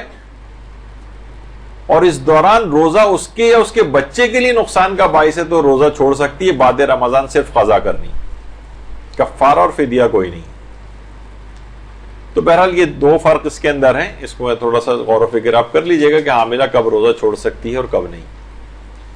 اچھا، اسی طرح سے دودھ پلانے والی جو مائیں ہیں بچوں کو، ان کا ہے مسئلہ کہ اگر روزہ رکھنے کی وجہ سے دودھ کی کمی کو وہ مصنوعی طور پر پوری کر سکتی تو ماں کے لیے روزہ چھوڑنا جائز نہیں۔ مثلا کوئی پرابلم نہیں ہے، کوئی طبی ممانعت نہیں ہے، اور وہ ڈبے کا یا مثلا گائے کا یا کوئی بھی اس طرح سے کوئی متبادل بچے کو کہ اس سے بچے کی غذائی کمی جو ہے وہ پوری ہو جائے، تو پھر اس کے لیے روزہ چھوڑنا جائز نہیں ہوگا۔ لیکن بچے کا اگر مکمل انحصار ماں کے دودھ پر کوئی طبی وجہ ہو، مثلا کوئی اور اوپر کا دودھ استعمال کرتا ہے تو اسے دست لگ جاتے ہیں، اس کی طبیعت خراب ہو جاتی ہے، بچہ لیتا ہی نہیں ہے اس کو، اور کوئی کمی کو پورا کرنے کا کوئی اور طریقہ نہیں ہے، اور روزہ رکھنا خود اس کے لیے بچے کے لیے نقصان دہ ہو رہا۔ اچھا، نقصان دہ ہو رہا ہو، کمزوری یہ شمار نہیں ہوگی کہ ماں کو عام طور پر جب وہ فیڈ کرا رہی ہوتی تو ظاہر ہے کہ ان کو کمزوری ہو رہی ہوتی، تو کمزوری بلکہ شدید کمزوری بھی اس بات کا سبب نہیں کہ کوئی روزہ چھوڑے۔ ہاں، کوئی نقصان کا باعث بچے کو یا اس کی اپنی صحت کو کوئی نقصان ہو رہا ہے تو وہ ہر روزے کے بدلے 3 پاؤ آٹا یا غذائی اجناس مستحق کو دے سکتی ہے، اور بعد رمضان اس روزے کی قضا بھی انجام دینا، یعنی اس کو فدیہ بھی دینا پڑے گا۔ لیکن یہ اس وقت کی بات ہے جب واقعتاً کوئی نقصان اس کو یا اس کے بچے کو پہنچ رہا ہو، صرف کمزوری ہو رہی ہے، کیونکہ یہ سب چیزیں وہی میں نے کہا کہ جو مثلا کوئی پانی کی کمی ہو رہی ہے، کہاں مثلا سحر و افطار میں اتنا زیادہ مثلا پانی پی رہی ہے وہ کہ عام دنوں میں بھی اتنا نہیں پیتی، اگر یہ نہیں ہوتے رمضان تب بھی وہ اتنا پانی نہیں پیتی ہو، یا اتنی غذائیں نہیں کھاتی، یا مصنوعی طریقے سے اس کی کمی کو پورا کیا جا سکتا ہے تب بھی روزہ معاف نہیں ہوگا۔ تو کچھ چیزیں ایسی ہیں جیسے بہت آرام سے حاملہ اور بچوں کو دودھ پلانے والی جو مائیں ہیں وہ بڑے آرام سے روزہ چھوڑ دیتی ہیں اور کہتی ہیں ہم فدیہ دے دیں گے۔ نہیں، اس وقت ہوتا ہے کہ جب واقعتاً نقصان، اور آپ نے نقصان کا بھی معیار سمجھ لیا کہ ایسی معمولی سا امکان نہیں، یعنی واقعتاً عقلاء کہیں کہ نہیں یہ تو واقعتاً بڑا نقصان ہو جائے گا، تو اس موقع پر وہ چھوٹ ملتی ہے۔ لیکن ہمارے ہاں بہت آرام سے اس کو چھوٹ سمجھ لیا جاتا ہے، جو کہ حرام۔ وہ دوسرے اب یہ تو ہیں وہ مار رہا ہے، زبردستی کر رہا ہے، پولیس کیس ہو رہا ہے، وہ دوسری چیزیں، یعنی اصلاً دیکھا جائے تو یہ جو ہیں شرعی احکام وہ تو یہ ہیں کہ وہ زیادہ تر یہ ویسے ہی نہیں ہوتا. بہت ہوا تو وہ ناراض ہو رہا ہے, ناراض ہونے دیجیے اس کو, ویسے بھی تو اور 10 دفعہ اس کو ڈانٹ پڑتی ہے آپ سے, کوئی بات نہیں, ناراض بھی اگر ہو جائے تو کیا ہے. لیکن عام طور پر ظاہر ہے کوئی بہت گمبھیر صورتحال ہو جائے, طلاقوں تک کی نوبت آ جائے وغیرہ, کوئی اس طرح کی ہو تو پھر ایک وہ ایکسٹریم مسائل ہے, اس میں وہ پھر روزے اور اس سے ہٹ جاتا ہے معاملہ. اچھا یہ فدیہ کب دیں گی, یعنی واقعتاً واجب ہو گیا کہ بھئی اب یہ فدیہ ہی ان کو دینا ہے اور بعد رمضان تو قضا کریں گے, یعنی ایسی صورتحال ہے, تو یہ فدیہ کب دیں؟ کیا یہ کر سکتی ہیں کہ پورا بھی مہینہ سٹارٹ ہوا انہیں پتہ ہے کہ اسی طرح تو رہے گا؟ ہاں نہیں, پہلے میں ایک مسئلہ اور بتا دوں, بڑا اہم ہے وہ بھی. یہ جو حاملہ ہیں یا مثلا دودھ پلانے والی مائیں اور بالفرض فدیہ دینا ان کی خطرہ بھی ہے, تو یہ کیا خطرہ پورے مہینے کے لیے؟ مثلا اگر یہ ایک ایک دن وقفہ دے دے کے اگر روزے رکھ لے تو پھر کیا یہ خطرہ رہے گا؟ پھر ہو سکتا ہے یہ ہو نتیجہ نکلے کہ نہیں پھر تو یہ خطرہ نہیں ہے, یا 2 دن بعد پھر یعنی جتنے بھی ممکن ہو ان کے لیے روزے رکھنا, یہ روزے رکھیں. یعنی ایک ہی آل اور ننس لا جو جسے کہتے ہیں نا, وہ والا یہاں پہ قانون نہیں آئے گا کہ یا تو سب روزے چھوڑے یا سارے روزے رکھے, نہیں, جتنے بھی رکھ سکے. اب ہم یہ فرض کر لیتے ہیں کہ جتنے روزے اس نے چھوڑے ہیں تو کیا وہ کر سکتی ہے کہ بھائی میرا تو ارادہ ہے ہی نہیں پورے مہینے اس دفعہ روزے رکھنے کا کیونکہ حاملہ ہے یا مثلا دودھ پلانے والی ماں ہے, تو وہ ابتدائی مہینے سے ہی نکال دے؟ نہیں, یہ نہیں کر سکتی. جتنے وہ روزے چھوڑتی جائے گی وہ مجبوری میں, کیونکہ اگر وہ روزے رکھ سکتی ہے اور پھر بھی چھوڑ رہی ہے تو وہ تو پھر فدیہ دینے والا معاملہ ہی نہیں, وہ تو قضا اور کفارے میں چلا جائے گا. یہ تو تب ہے کہ جب واقعی خطرہ اور نقصان کا باعث بن رہا تھا اس کے لیے, تو پھر یہ فدیہ جو روزے سے شرعی اعتبار سے اس کے لیے چھوڑنا ضروری ہوں گے کیونکہ نقصان پہنچ رہا ہے, اتنوں کا فدیہ دیتی جائے گی. یہ پہلے سے پورے مہینے کا نہیں دے سکتی. جتنے روزے چھوڑے ہیں فقط یعنی جب وہ روزہ گزر جائے گا پھر اس کا فدیہ ہوگا. اچھا یہ بھی ضروری نہیں کہ بس جیسی آج کا روزہ چھوڑا تو آج کا فدیہ فوراً دے, پھر اس کے بعد 2 روز بعد چھوڑا پھر اس کا فوراً دے, نہیں, یہ فدیے جمع ہوتے جائیں گے. یہ جتنی بھی جلد دے سکے بہتر ہے, لیکن رمضان کے بعد بھی دے سکتی. یعنی ایسا کوئی واجب فوری نہیں کہ بس ابھی ہی فدیہ فوراً نکالنا ہے اگلے روزے سے پہلے, نہیں, ایسا نہیں, یعنی بعد میں بھی دے سکتی. لیکن بہرحال تو اس وجہ سے بھی نہیں کہ یہ کیسے اس نے سمجھ لیا کہ میں پورے مہینے ہی نہیں رکھ سکتی. ممکن ہے کہ 2 دن چھوڑ کر بھی اگر یہ روزہ رکھ لے تو اسے ایسی غذائی کمی کا نقصان نہیں ہو اس کو یا اس کے بچے کو کوئی خطرہ نہ ہو اگر یہ روزے چھوڑ کے رکھ دو. جس قدر بھی ممکن اس کے لیے روزے رکھنا ہے نقصان سے بچتے ہوئے, اتنے روزے تو اس کو رکھنے پڑیں گے. ہاں کس کو اجازت ہے؟ بہت زیادہ بوڑھے افراد جن کے لیے روزہ باعث مشقت ہوتا ہے, ان کو پتا ہے کہ بھائی میرے کون سی جب اتنی بڑھاپا ہے, میرا اتنا شدید بڑھاپا ہے, اس میں کون سا میں 15 دن کے بعد جو ہے وہ میں دوبارہ جوان ہو جاؤں گا مثلا. تو یہ کیا کر سکتے ہیں, یہ ابتدائی مہینے ہی میں پورے رمضان کا فدیہ نکال سکتے ہیں. یعنی وہ بوڑھے کے جن کے اوپر فدیہ نکالنا ہوتا ہے. بوڑھوں کی بھی 2 اقسام ہیں, کچھ پہ فدیہ ہوتا ہے کچھ پہ نہیں ہوتا. خیر ابھی اس کو چھوڑتے ہوئے بہرحال جو بڑھاپے کی وجہ سے جو کافی زیادہ بوڑھے ہوتے ہیں, اس لحاظ سے تو خواتین کے اوپر تو یہ والا فدیہ آتا ہی نہیں کیونکہ کوئی خاتون بوڑھی ہوتی نہیں کبھی.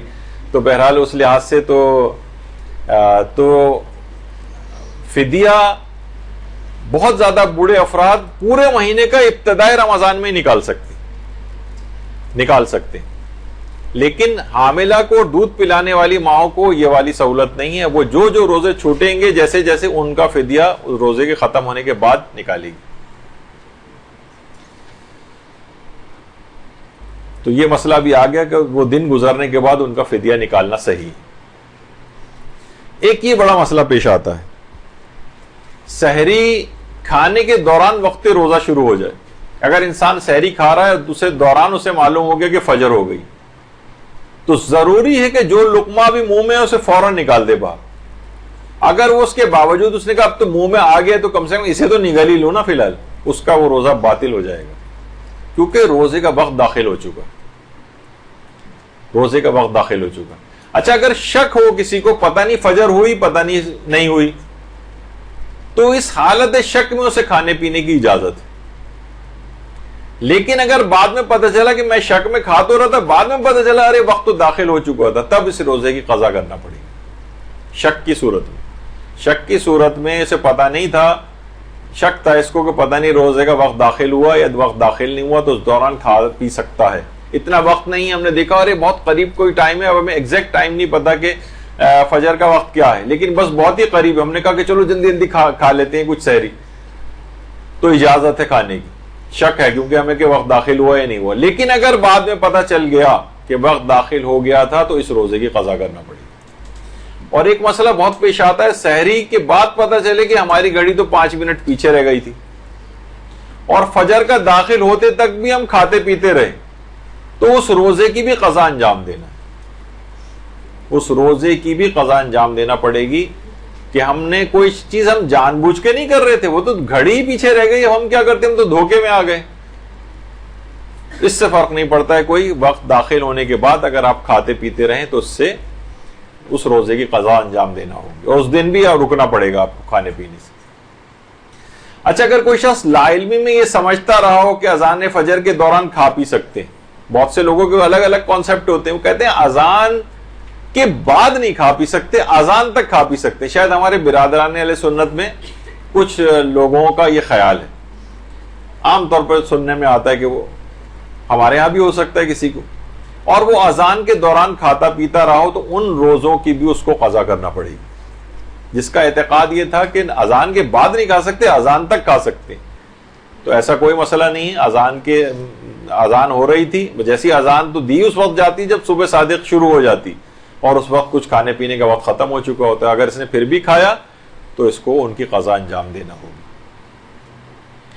اچھا، اب ایک اور مسئلہ ہوتا ہے، قابل اعتبار شخص نے فجر کا وقت ہی غلط بتایا۔ بہت سے لوگ ہوتے ہیں ہمیشہ دوسروں پہ ڈیپینڈنٹ ہوتے، امی اٹھا دیں گی، بھائی اٹھائیں گے، آپ کو کوئی چیز نہیں کرنا ہے، وہی بتائیں گے آپ کو کتنے بجے سحری کرنی ہے، کب بند کرنی ہے۔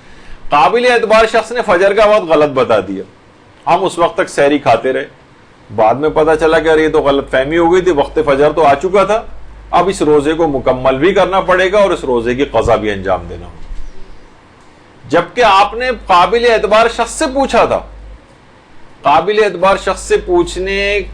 اور اس نے غلطی کر کے بتا دیا، تو یہ معاف نہیں ہوگا کہ بھئی ہم نے تو پوچھ لیا تھا، ہماری تو ذمہ داری پوری ہو گئی تھی نا، نہیں، اس روزے کی اس کو بھی مکمل کرنا ہے، اس روزے کی قضا بھی انجام دینا ہے، کیونکہ آپ وقت داخل ہونے کے بعد کھاتے پیتے رہیں۔ یہ بھول کر کھانے پینے میں نہیں آئے گا، عام طور پہ ہوتا ہے نا کہ روزے میں اگر بھول کر کوئی کھا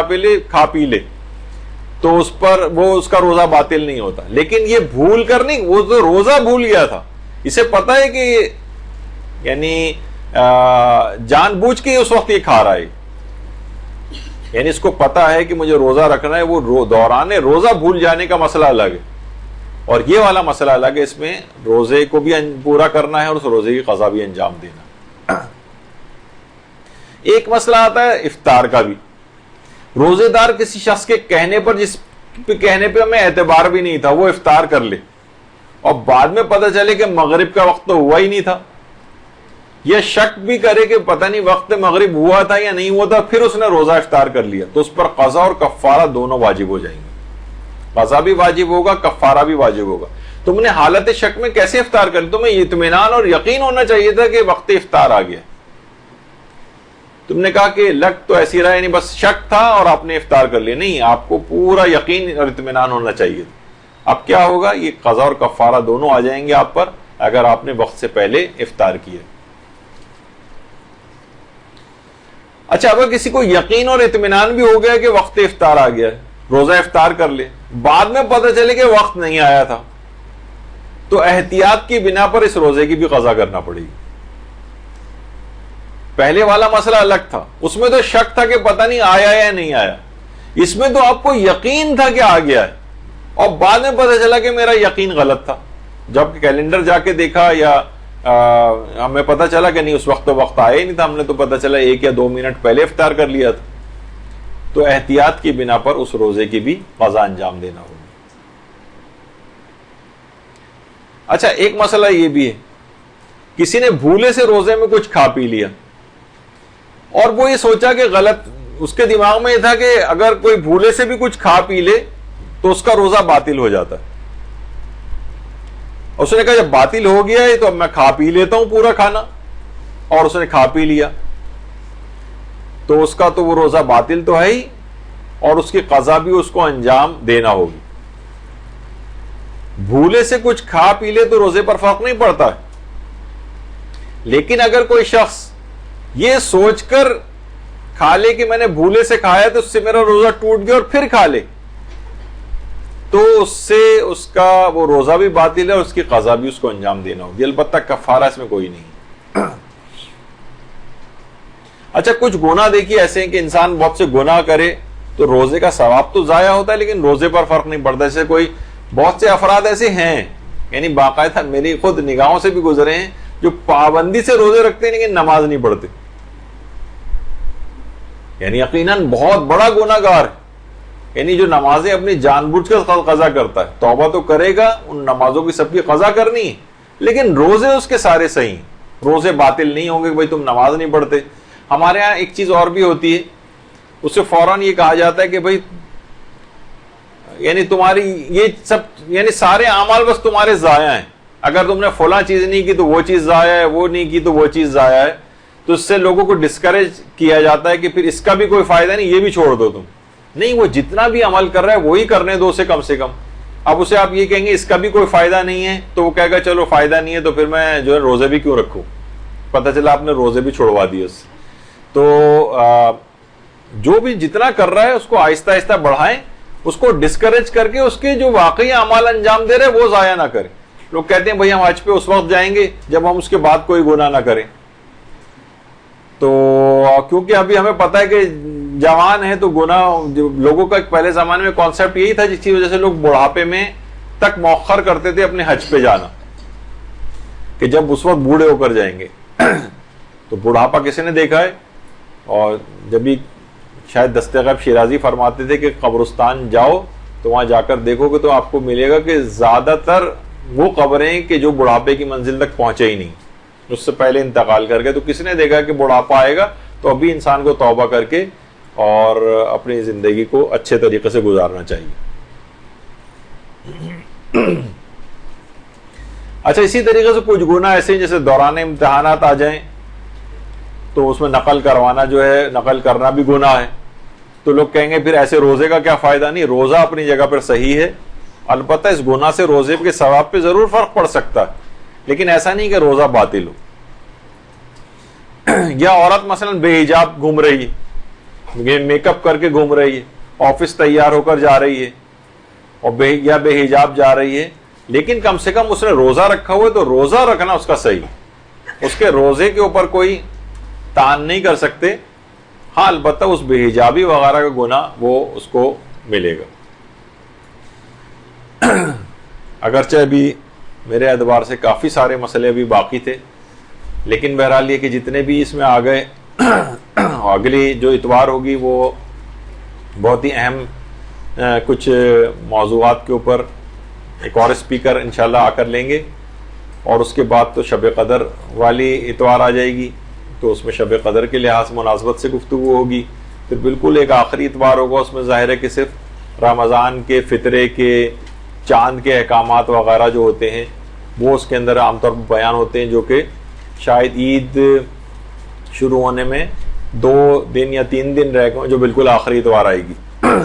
تو ہاں، تو اس میں پھر یہ ہے کہ انہی موضوعات کے اوپر گفتگو جو ہے وہ زیادہ مناسب لگتی ہے۔ تو رمضان کے لحاظ سے تو اس لحاظ سے ہم نے ایک جو سرسری سا جائزہ تھا وہ اگرچہ مکمل نہیں ہو سکا، لیکن بہرحال کافی سارے مسئلے جو عمومی زندگی میں پیش آتے ہیں وہ ہم نے کور کیے ہیں۔ تو پروردگار عالم سے دعا ہے کہ آپ کی تمام زحمتوں کو پروردگار عالم قبول کرے۔ اتنی شدید گرمی میں آپ لوگ ماشاءاللہ علم دین حاصل کرنے کے لیے آ رہی ہیں، اور آپ کے تمام نماز و روزہ کو پروردگار عالم قبول فرمائے، اور ہمارے امام زمانہ علیہ الصلوۃ والسلام کا جلد ظہور پر نور ہو جائے۔ درود بھیجیے محمد علیہ۔